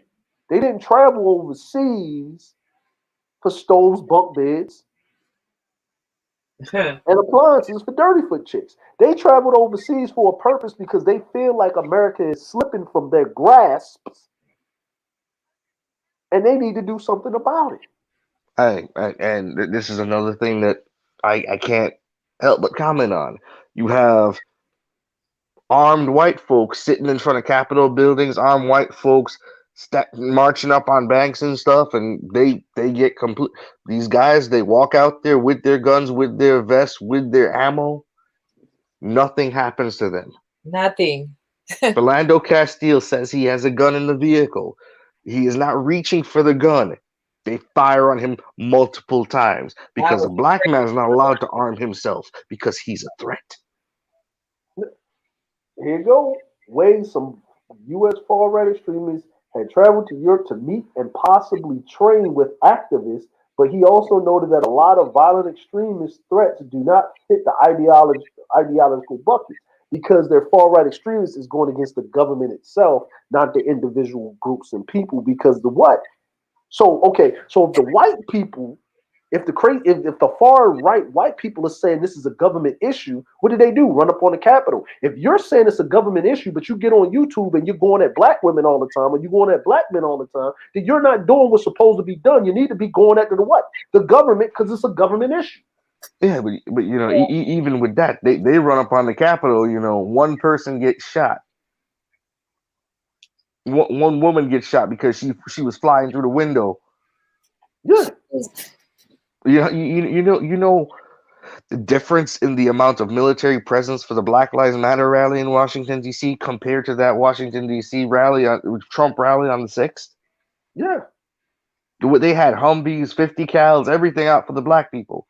You know what they had for those white folk? An understaffed police department because half of those police took the day off. They took the day off, and and you notice there was a whole bunch of black people that were there doing overtime, right? Yep. No, Ray did not and this is something crazy right here.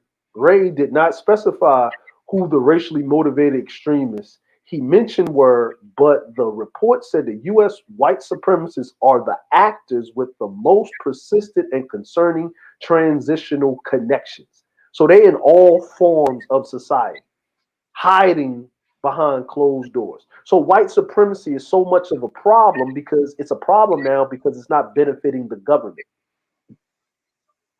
It's actually harming the government. So our esteemed Cerulean did say that racism is actually causing problems in a capitalist country like America. Yeah, and we see it every time that. Guess what? You know they have to make these huge payouts whenever the police officer decides to shoot somebody. And that's coming out of taxpayer money. That's not coming out of, you know, that's not the money isn't coming out of thin air to pay these families back. Right. If they pay the families back. We have our Supreme Elder here. Good evening, folks. Good evening. Excuse me. Let me clear my throat. Good Lord, listen. I don't want to take over the conversation, but I don't know. I don't know why we're surprised. I don't know why we're. I understand all that what we're saying here, but if we look at our history, this is what's happening. It's like Chandra said. It's been since the beginning of American history. They've always been killing us. Right. It's nothing new. This lynching is not turned into, where they used to do it in trees. Now they use the police to do it. It is what it is. Yeah. It's to take this case with this Army sergeant down here in South Carolina. Where would you get that much bravado to walk up on anyone barefooted? Yeah. They feel they have a right to. And as long as they feel they have a right to, and as long as they know they have a police force, people keep saying that the police force needs to, that it's not working, it's broken, it needs to be, it's working to perfection. That's what people don't understand. That's what the problem is. They keep saying we need to defund the police, defund the police. That's what their biggest fear is, because to defund the police, that means you have to take a direct stab at racism, because that's their protection. That's who they call. Wow. Yeah. And you know what, Music? You're right. Every single Karen will call the police. That's right. That's who they call. That's their protector. That's the gatekeepers to their way of living. And what you see right now, because of their zero birth rate, and this is no disrespect to any of my fair-skinned brothers and sisters that are out there listening, but because of your zero birth rate, your way of living is at an all-time low. And when people get to the point of they start to see their own demise, they'll do anything they possibly can, even killing what they perceive as the enemy. In this case, us. In this case, the Latinos. Think who they come after the most. They fuck with us for a little bit. Then they go fuck with the Mexicans for a little bit. Then they come fuck with us for a little bit. Mm-hmm. And then when they get bored, they go mess with each other. Right. Wow. They mess with each other. They catch it too. They catch it too. The white people catch it too. No, don't think it's just us. I'm concentrating on us because they get to live through those stops. We don't. They catch an ass with it. We go into a casket. Exactly.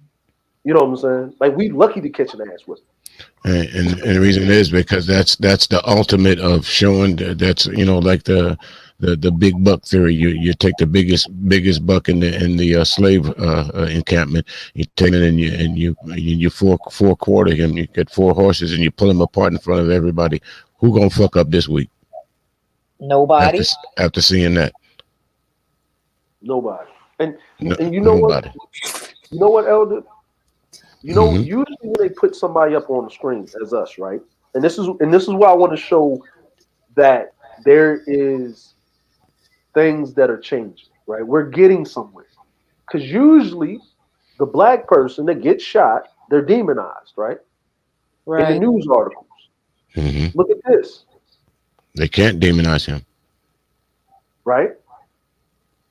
But according to somebody out here in these YouTube streets, that we shouldn't worry about him because his mom is white.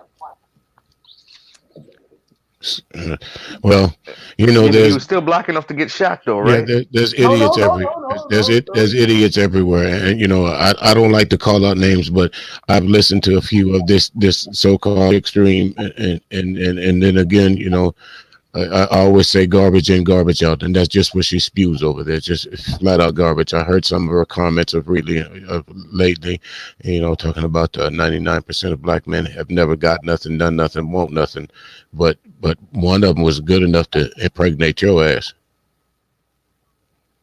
Check yourself before you wreck yourself. That was, and your mama couldn't have you by herself. Okay. So guess what? There's at least two dicks that you got to talk to. And what's interesting about this case, right? I was speaking to Crew, and Crew enlightened me on something, right? Crew enlightened me that Dante Wright, the reason why he had a warrant for his arrest was because they sent his documents to the wrong address, and it came back as returned address, and they still gave him a warrant because they messed up on the address on that letter. Imagine all that. But the thing about that whole case is that the level of force that they use against us at all times for the smallest of things. Think about this: the 2 major infractions that they so-called that he did, having an expired tag and smell good in his on his air freshener on his rearview mirror. Really? Yeah. All non-violent. Right.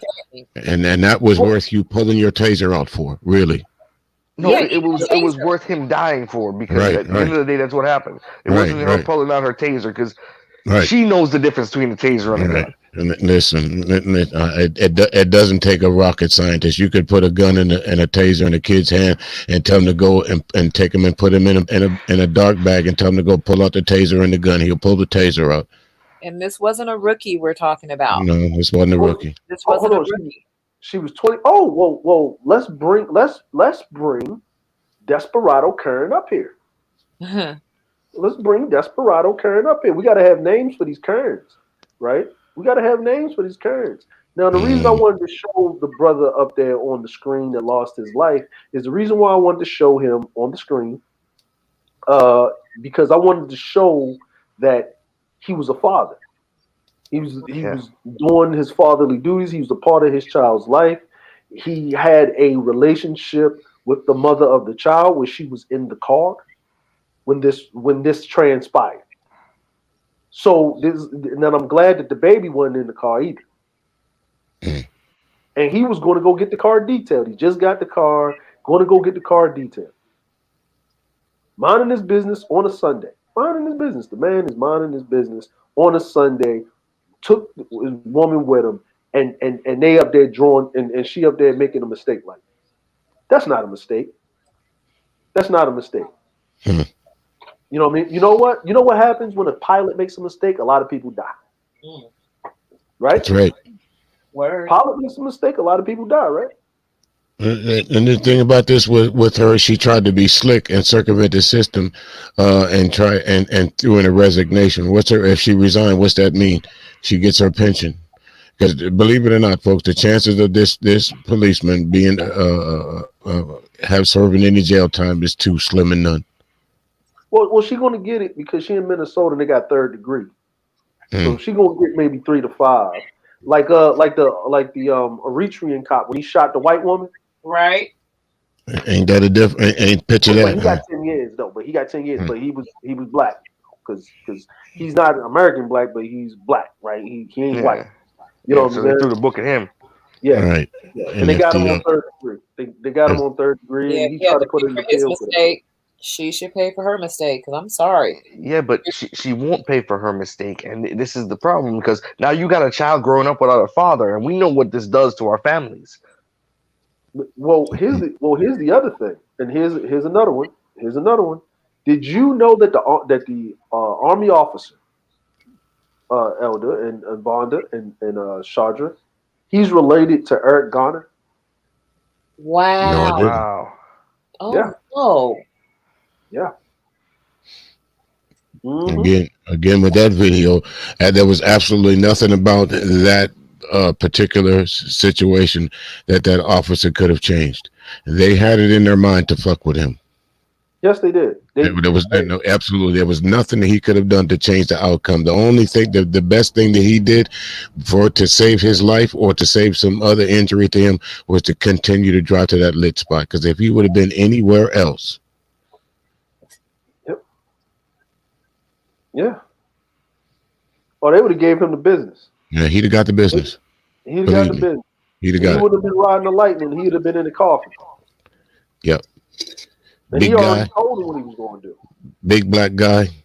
I was in fear of my life. That the normal battle cry Fear that they for use. my I was in fear for my life. Fear for my life. Yeah. It's so crazy. Yeah. Now, I think was it last month was the anniversary of Breonna Taylor. Her murder, basically, that's what it was, right? And they didn't even and they didn't even prosecute that. They didn't even bring it forth and all of that. But I'm gonna say this. But guess what? I'm gonna bring y'all some news real quick. I'm not gonna read these too deeply. You know what I'm saying? But check this out. I want to hear y'all thoughts on this. Right here. And this is one of the cops involved in the Breonna Taylor's death just got a book deal. Stop. It's right here on the screen. Huh. Not only do they kill us, but they profit off of us. And live to tell about it. Write books about it. Write books about it. You know what I'm saying? Sergeant Jonathan Matling one of the three Louisville, Kentucky police officers who raided Taylor's apartment in March 2020 is writing a book about the case titled The Fight for Truth, Inside Story Behind Breonna Taylor's Tragedy. Matling is the same man who, along with his colleagues, fired more than 24 bullets into Taylor's apartment while she and her boyfriend, Kenneth Walker, were asleep. The same man who sued Walker, alleging that Walker's actions caused him severe trauma, mental anguish, and emotional distress after Walker witnessed his girlfriend bleeding to death and then was taken away in handcuffs. The same man who, after Taylor died from at least 6 bullet wounds, wrote an email saying, "We did the legal, moral, and ethical thing that night." Who better How to can tell he the dare inside say that he story? went through emotional distress when Kenneth Walker had to watch his woman die in his arms? Hey, the nerve. To even go and have the wherewithal to send that email. Well, here's the thing. Who gave him the book deal? Right. There I'm it like, is. we can sit up on YouTube all day and pull out people's family members and put out people's addresses, right? So how about y'all niggas? Y'all niggas, I'm talking to y'all niggas. Oh, that's Do right. your We due could dox diligence. people, so why don't we find the people who gave the money for that book deal? Yeah, I want you to do something with that. Do that. Be constructive with that. You can find any damn thing else. Yeah. How about we get that company out that gave that motherfucker the book deal and run their name through the ringer, get on Twitter. I'm not saying that company should go bankrupt within a year, but I am Six, personally fine with six, that company burning to the ground. 6 months. Don't wait a year. 6 months. No, you give it a year because 6 months seems a little bit too soon. You know, they might actually pin it to the book deal. You give it a year, you know. Now, now this is what's her name? This is what we know about ex-officer Kim Porter, released on $100,000 bond, faces second-degree manslaughter charge in Dante Wright's death. Why is this a manslaughter charge? Why is this not a straight up murder charge? Well, you can't prove that because murder's hard to prove, right? Because Right. that means she was a police officer. You can't charge a police officer with murder. What's that qualified immunity? What is that? Qualified immunity. Baltimore, Maryland got rid of qualified immunity. That's right. And manslaughter, secondary manslaughter comes with a charge of what, 5 years?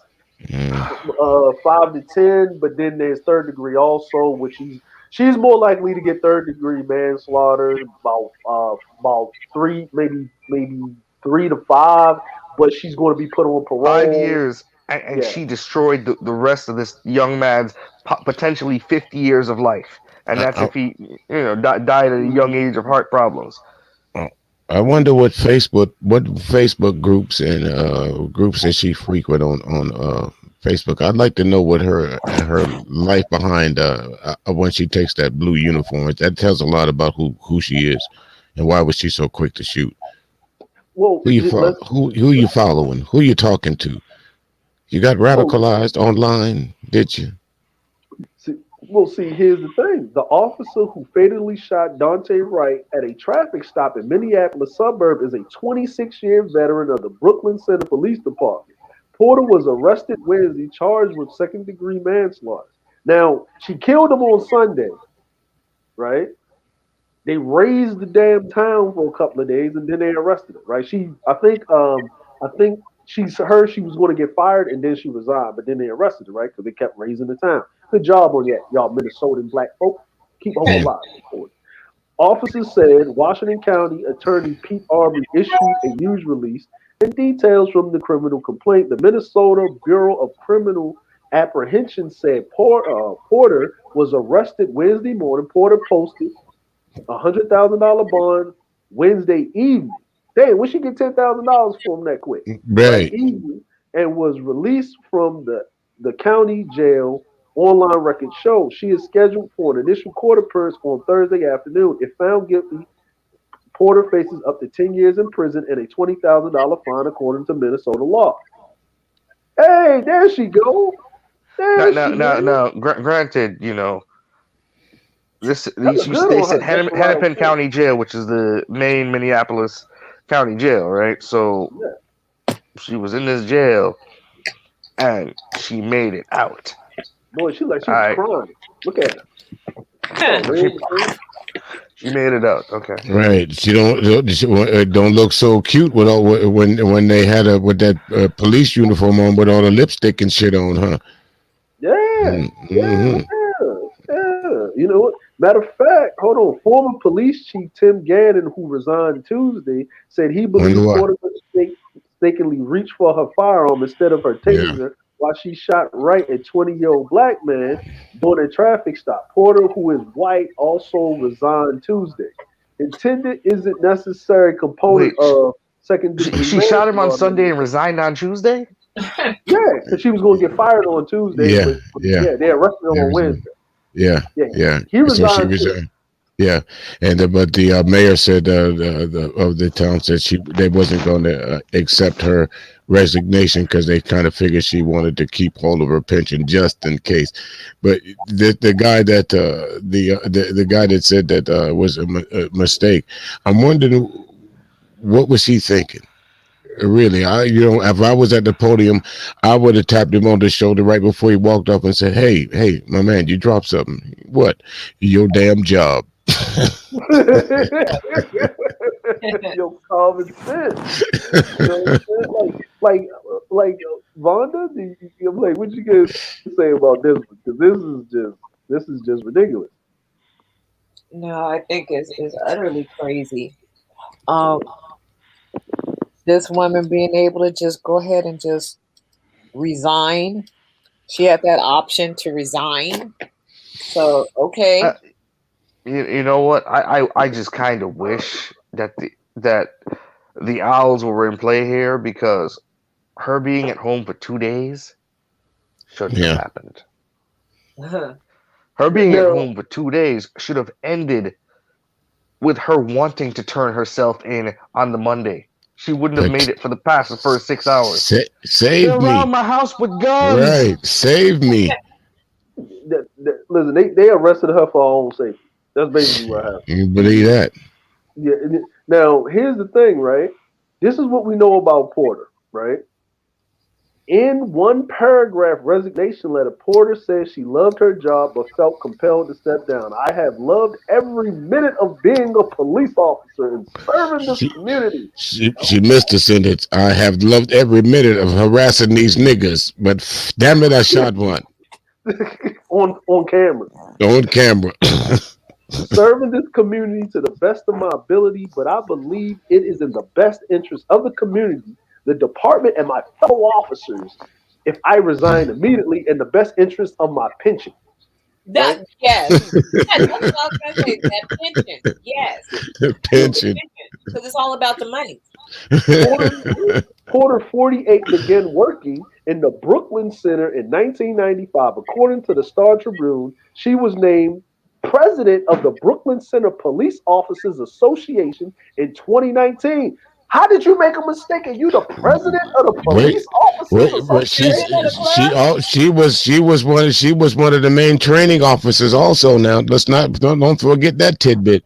She was a training officer. Oh, that's right, because she did have a trainee with her that day. Yes, On your she way was out, this is how you shoot a Negro. Right, this is how you shoot a nigga. Okay, So wait a minute. Oh, go ahead, Vaughn. Go ahead. no, my thing is what's with these mistakes? Didn't Amber Geiger say, "Oh, I thought this was my apartment"? Yep. And this heifer talking about, "Oh, I didn't know that was the taser. I thought Yep. I thought it was my taser. I didn't know it was the gun." What? Yep. What's wrong? No. Think about this. If this is the intelligence of the people we are allowing into the police force, that should come into question. And if That's the problem. If That's these the are problem. quote unquote mistakes that they are allowed to make, then we shouldn't be hiring You these shouldn't be people. hiring them. That's Or the problem. the fact that anyone's saying, "Oh, I can see how that can happen." What? No, I can't see. That's a problem. They can see how that can happen, but we can't. They make the different. They make the distinction between an 8-ounce taser and a 2-pound gun, 2+ pound gun. One being metal, one being partial plastic. But we're the uneducated species. Let them tell it. I don't know. I could be wrong about that, And you but got to take the safety off before you fire it, which yeah. means is the safety for the taser in the same place as the safety for the gun? No. See, the thing And It's is unacceptable. she already listen. See, she already had the safety off, Why is the right? safety off? That's right, because they approached his vehicle with guns out. Exactly. and someone, I'm not sure what program I was watching to. Someone has actually asked, well, I wonder why the kid ran. You don't know? You know. Well, they was arresting him, and then the cop stopped arresting him. They had him Okay. arrested, and the cop stopped arresting him. And he went back into the Okay. car because Okay. he's like, "Hold on, you got me out of the car. You ain't telling me what you got me for. Then you going to arrest me. Then you stop. Then I go back into the car. Now y'all then taser, kapow, and then she says, "Holy shit, I just shot him. Holy shit." How But many you seconds? Right. How many seconds did that take for you And to that's end the that only kid's way to life? stop someone, a non-violent Right. suspect. That's Right. the only way to stop him is with your gun. It No, did. no, no, because you don't have his driver's license and know where he lives. No, and then the thing about it, the kid, look at it, what at best he was 130 pounds soaking wet. Yeah, he was a light dude, you know. No, because it's not like they have his license plate that they just scanned in there to know that his tags were expired, right? Right. Quote No, unquote, because I don't didn't even pull. believe the tags were expired. Right. Didn't pull up his didn't pull up his address. You know, we can always go to his house later on to pick him up. None of that ran through that. It's that it's no prisoner gets away mentality. You're not going to get away from me. Well, here's the other thing, right? Here's the other. She was involved. Porter was involved in the 2019 shooting. Okay. As Right they all are. now, newspapers citing investigative reporter of the county attorney's office reported Porter told two officers involved in the shooting to exit the residence, get into separate squad cars, turn off their body-worn cameras, and not to talk to each other. So she was the fifth. So Porter was on the scene when first officers on the scene fatally police shot in 2019 when the officer shot an autistic man, Kobe Black. Yeah, who allegedly grabbed a knife, right, in his residence. So they got into the residence. The man was autistic. They shot and killed the man, and she told him to leave the scene. Go to the thing. So basically, she was dirty. Yeah, because she was trying to block evidence, and she's like, "Oh no, don't talk to each other." She was trying to save their asses and save their jobs when those body cams are there for the purpose of capturing evidence. Yeah. And what she was supposed to do, they were supposed to stay there while she called somebody else out, and then they were supposed to have them separate because they basically left the crime scene. So why they going to separate cars to turn themselves in so they can meet around the corner and talk to each other with the body cams off? Dude, you're supposed to wait there until the other officers come on the scene. Exactly. Yeah, but the reason why she sent them in separate cars and told them not to talk to each other is so they can get their stories straight, so they can have an alibi to write in the goddamn police report. Yeah, exactly. So basically, but somebody in those spaces over there are going to blame this young man, for his death, right? Now the thing is, white Minnesota man seen dragging, hitting cop and lives to tell about it. Oh, well, of course, because he's white. They could punch the cop. They don't even get assault charges, right? We ask, why am I getting arrested? And we get resisting arrest charges. Or just shot flat out. Here you go. Suspect Luke Alvin, I can't even say his last name. Man, in Hutchinson, Minnesota, he then hit an employee with a piece of lumber and fled the scene. The police were caught up with him in a mall parking lot moments later. Hutchinson PD claimed that tried to flee the scene yet again. He hit an officer with a hammer and took off at a high rate of speed while the officer held onto the driver's side of the vehicle. 31-year-old veteran of the Hutchinson Police Department, Steve Sinkelman, a 31-year-old veteran of the Hutchinson Police Department, was taken to the hospital but is now in stable condition while recovering at home. Was arrested on first-degree assault with great bodily harm. Not assault. So he doesn't get shot, right? They didn't fear for their lives with this man hitting him in the head with a goddamn hammer, right? Damn sure didn't. That didn't hurt. Yeah, I didn't fear for my life at all. It was just a hammer. But that black skin, oh, that's deadly. Oh, remember the cop in Georgia that pulled the lady over and said, "What you so nervous about it?" She said, "Well, I know that police shoot people. Haven't you been looking at the news and reading the newspapers? We don't shoot white folks. We only shoot black folks. Didn't you know that?" Yeah. Yep. Yeah. Again, they're getting comfortable with these body cameras, so it's just their natural. They're in their natural state now. They're almost forgetting that these body cameras are on. So they're going back to business as usual. Oh, and just to let y'all know, that thing that happened in Minnesota, it was over a mask dispute. Yeah. He didn't He want to was wear a mad mask in about the store. he wanted to wear a mask. So he hit the employee with a piece of lumber. So this is a man who's armed and dangerous, using physical force on people. And then he hits the police officer with a hammer. But no, nobody fears for their life there. This man gets taken in perfect condition. Not a single bullet or attempted taser fired into him. Yeah. This is like I said, this is tiring. This right here is so tiring. It's tiring for me, but it's exhausting for you guys. It really is. It really is exhausting because I was there. So I understand. I was there. Now I'm going to show y'all this, right? Because this happened in Texas, the good old state of Texas, right? I'm like, we give everybody work. That was just Minnesota. We give everybody that work. And this is the last one I'm sharing because we're not saying anything that we, as the black people, understand. We just want to re-educate the niggas, right? One arrested, one sought in connection to Texas officer shooting. A man suspected in shooting in North Texas police officer during a traffic stop early Wednesday has been arrested, authorities say. 3 occupants of the vehicle involved are also suspected in a carjacking shortly thereafter, in which the woman driver was shot dead, police say. Jerry Dunn Elders, 39, is suspected of shooting a police officer 3 times at about 4:15 a.m. Wednesday in Bernston, Texas, about 13 miles south of Fort Worth. The Burleson man already had been wanted on 2 felony drug offense warrants, and when the shooting happened, Police Chief Billy Cordell Elders was arrested Wednesday afternoon in Gainesville, Texas, 62 miles north of Fort Worth and on the Oklahoma border after police chased a foot pursuit. Cordell said the news covers a search continued in Gainesville area for another person who fled the stolen vehicle, he said. A third person being questioned, and we'll see where that goes.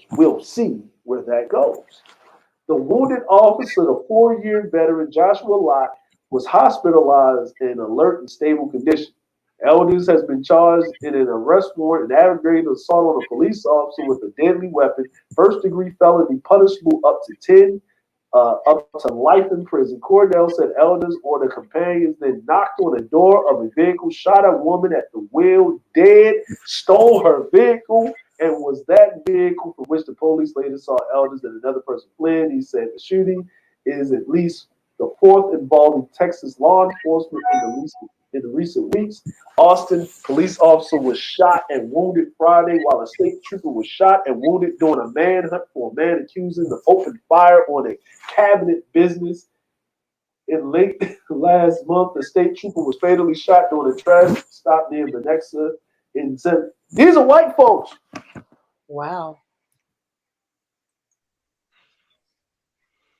That if a police officer said he feared for his life, if I look up your warrant and your warrant says that you was wanted for major drug offenses, do I have the right to draw my weapon? Should he be riding the lightning? Yes. But how? How, Sway? But let's look at this real quick. You see this? This is the 13-year-old boy. He had his hands up. Let's put that back. Let's pull that back right. This is Chicago. 1, 2, 3. Why I gotta chase after you? Why I gotta chase after you? Why are you running? Why are you resisting? Look at this. Stop. He put his hands up. Hands is up. Boom.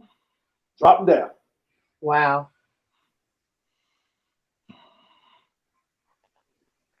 This is Chicago. This is what Charles talking about is going on. Like right now that's happening because they released the body cam footage. But any thoughts on that? You know, I guess the Latinos was looking for a reason to join us in the streets. Now they got one. Yeah.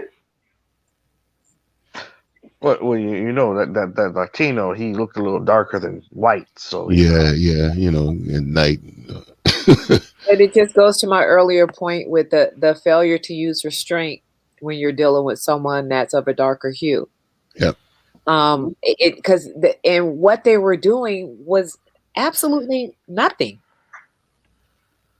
They really weren't doing anything, but but they're dead. Certainly nothing over losing their life over. That's for sure. Certainly nothing. They don't value our lives because they think our lives are worth less than theirs.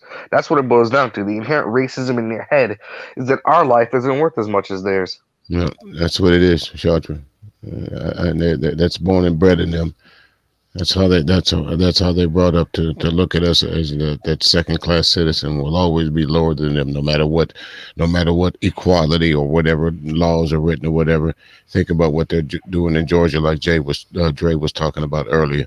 Think about what this guy here in South Carolina. Think about what the police are doing in Minnesota. None of it's brand new. None of it, not a bit of it.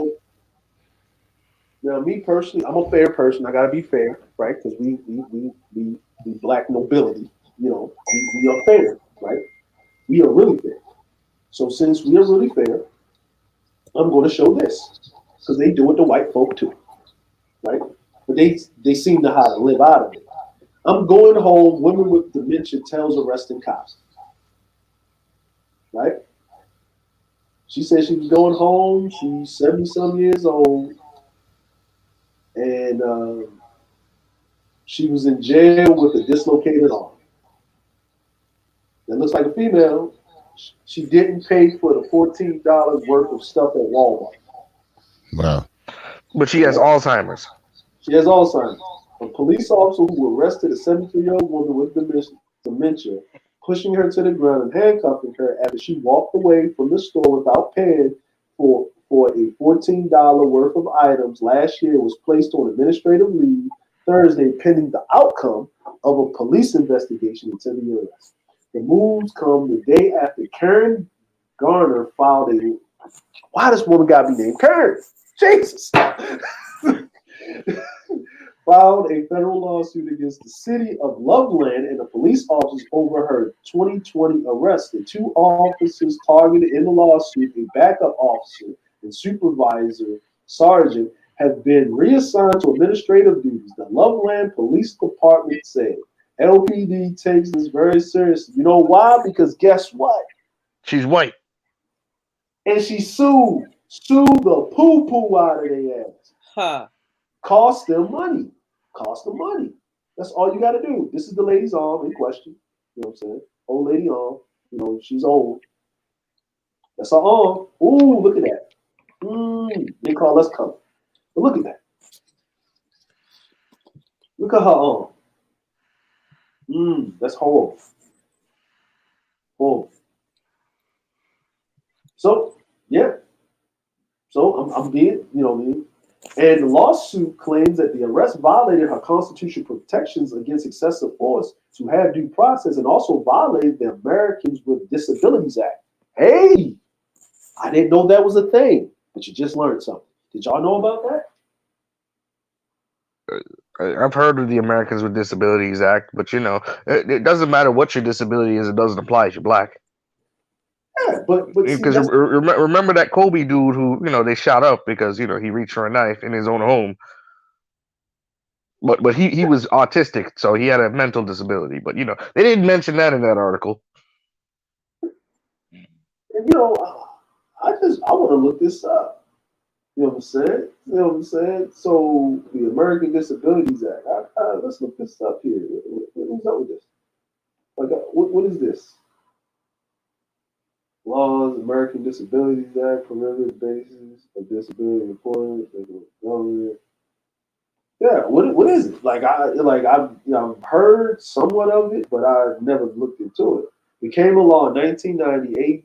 The AD is a civil rights law that prohibits discrimination against individuals with disabilities in all areas of public life, including jobs, school, transportation, and public and private places that are open to the general public. The purpose of this law is to make sure that people with disabilities have the same rights and opportunities as everybody else. God damn it, don't that sound like a Civil Rights Act? Yeah, but they pay attention to that one. Oh, okay.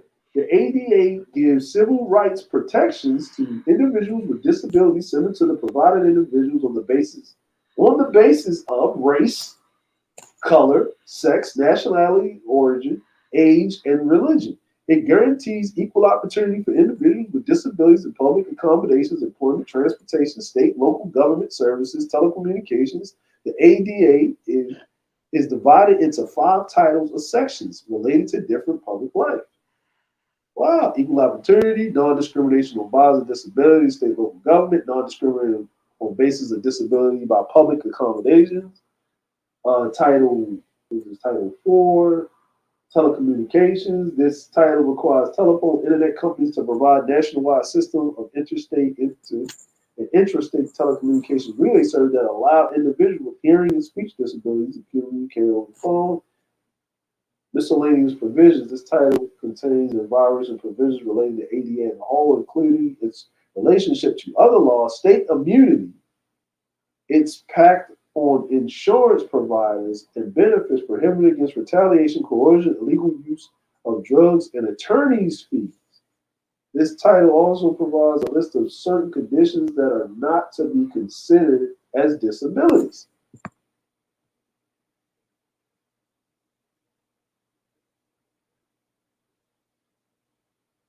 So I'm just asking the question, why would they put this in here? When they would say that, and this basically, she's going to make them pay for her disabilities, her attorney fees. Yeah. Right? But what this boils down to is we will treat someone with a disability preferable, but even though those civil rights were initially meant for Black Americans and people who were oppressed, those rights don't matter to those people because we totally ignore that section of the Civil Rights Act. We still discriminate against them in hiring. We still discriminate against them when they go to the store. They're the ones getting arrested for buying bikes for their kids. They're the ones getting shot at the store for failure to wear a mask. Meanwhile, the white guy can go and hit the police officer in the head with a hammer. It's amazing. Boy, you got Mad Max Chad running around there, Vonda. You know what I'm saying? Hacksaw Jim Duggan. And you're totally right. Well, the producers waving their hands. Do we have any final words for the stream before I end the stream? Chandra, Vonda, y'all have the floor. It was a great stream. You said what had to be said. You pointed out a lot of the inefficiencies that we have and things that we need to work on, and we need to find solutions. We need to band together because that's the only way we're going to deal with this problem. The problem is inherent in the system, and we have to take on the system as a whole. I agree with that. I don't think there's going to be any way that we're going to be able to facilitate any type of a change if we have no involvement. And we first have to do it together. We're not going to be able to do it with Karen and Brad. We have to do it with each other, which means we have to be able to get along long enough to be able to talk about a solution. You know what? I'm gonna throw something out there from the Chelsea boot sector, right? We talk about high value man, high value woman, But what we really need to do is start valuing each other as human beings within the Black culture, within the Black American culture. We need to start valuing each other. You know, I found great pride when Cerulean used to go around saying, esteem this person, esteem that person, because it showed a sense of pride in who we are as Black people and the respect that we have for each other because we know what we go through as Black people. And until we start to value each other, men and women alike, we're just gonna sit there complaining about why this woman died because of this dude and this dude died because of this woman. And at the end of the day, it's not about the men or the women. It's about the entire racist system. Right. That's absolutely right, Chandra. And Vonda, and I'm glad that the family is here because Chandra and Vonda, the family, the esteemed elder, Supreme Elder showed up, and our producer Charlotte came through. Bless the panel. Stay safe out there in those streets. Char over in Chicago. Our esteemed brother Cerulean is out there, organizing, doing the good things out in Minnesota. Stay safe, Cerulean. You know what I'm saying, and everybody else, because it's not going to be in just those cities. It's going to be in cities all across the country, especially if this verdict ain't what needs to be done. And there's going to be some buffoonery, some fuckery, or whatever. One victory at a time, but don't let one victory overshadow the whole war. We are in a war of attrition, and we are losing. Okay, and these little piecemeal deals that they give us, but they give the whole other side or the whole other minority groups the whole end of the pie. It comes down to money. And we need to work on our economics. We need to work on doing for us, and we need to be working on holding other groups accountable that parasite off of us. Exactly. Doesn't matter if they're Asians. Doesn't matter if they're Latinos. Doesn't matter if they come from the continent of Africa. And y'all know who I'm talking about. If they ain't there for us to help us, F with them. Because they've been standing on our shoulders and off our back of our attrition for far too long, getting what's rightfully ours. I'm dead ass serious about this, right? And Char said there's a brother named Green Gorilla out there that he's talking about he's going to do something. So I don't know his channel. I'm gonna go check his channel out. I'm gonna go look at the stream, see what's going on. Char, of course, she's going to get the details. We're going to talk about it, see how we can support.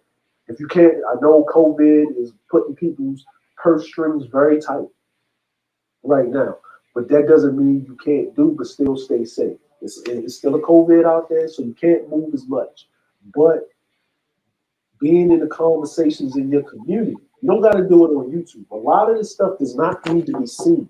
Just because we ain't up here talking about Black issues every time you see us go live or on the stream does not mean that we ain't working tirelessly behind the scenes to support people that are. Not everybody can talk about the issues and be provocative and be soul-stirring. That's why you have people that were great leaders and great spokesmen like Martin Luther King and Malcolm X and everybody else. Because for you to be a great spokesperson, it takes charisma. Right. And charisma is a dangerous thing. Barack Obama was very charismatic, and so was Trump. Saw the difference. Okay, so was Hitler. So was JFK. We can give you these two sides of the same coin. Charisma can be it's a double-edged sword. So don't get caught up a lot of times in what's being seen. Just know that things are working, and there are people working tirelessly in the background. Okay, so you can do your part, just as little as it is. Just having the conversation with yourself, moving forward and doing something, volunteering at some places. Volunteer someplace, just giving your time to something. That's helping your community because you never know who you may touch within the auspices of what you do, of your gifts and talents. And that's a lot of things. We think everybody needs to be super great and all this other stuff. No, Martin Luther King would not have been able to sit up on there and talk in front of those people if there wasn't people behind him organizing it and getting it out there. He couldn't travel from those places to those places, speaking engagements, unless he was able to eat. Right. He needed to buy them suits. And suits ain't by themselves. He needed to get out of jail. Who bailed him out? It was black men and black women working tirelessly together, whether they was up front or not, because they wanted the advancement of their people. And this younger generation is tired that we rested on our laurels and didn't keep our foot on their neck. And it's our fault things are like it is. And they gotta go out there, they gotta raise the goddamn motherfucking, they gotta raise the damn buildings every fucking time that we don't get what we want. And that's fucked up. That they have to do that. So while they're doing that, we need to come up with a plan. So when they, and we need to execute a plan. So when they finish doing that, they're gonna want leadership. And we gotta give it to them. And for that, I like to thank everybody up here. Everybody is in the chat. I think all the support that I got. I appreciate it. There's no tags on this rant. This rant will be out. It'll be up.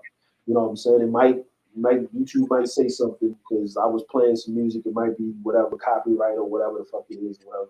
I'll take it off or whatever and so forth. But I'd like to appreciate every one of you. And I'd like to thank the esteemed brother Cerulean because this is the saying that he came with. Salute to the black nobility, everyone noblesse. No one will beg you to be fucking great, but we over here will hold you derelict, dusty Negroes accountable. Y'all have a good night and be safe. Peace out, family.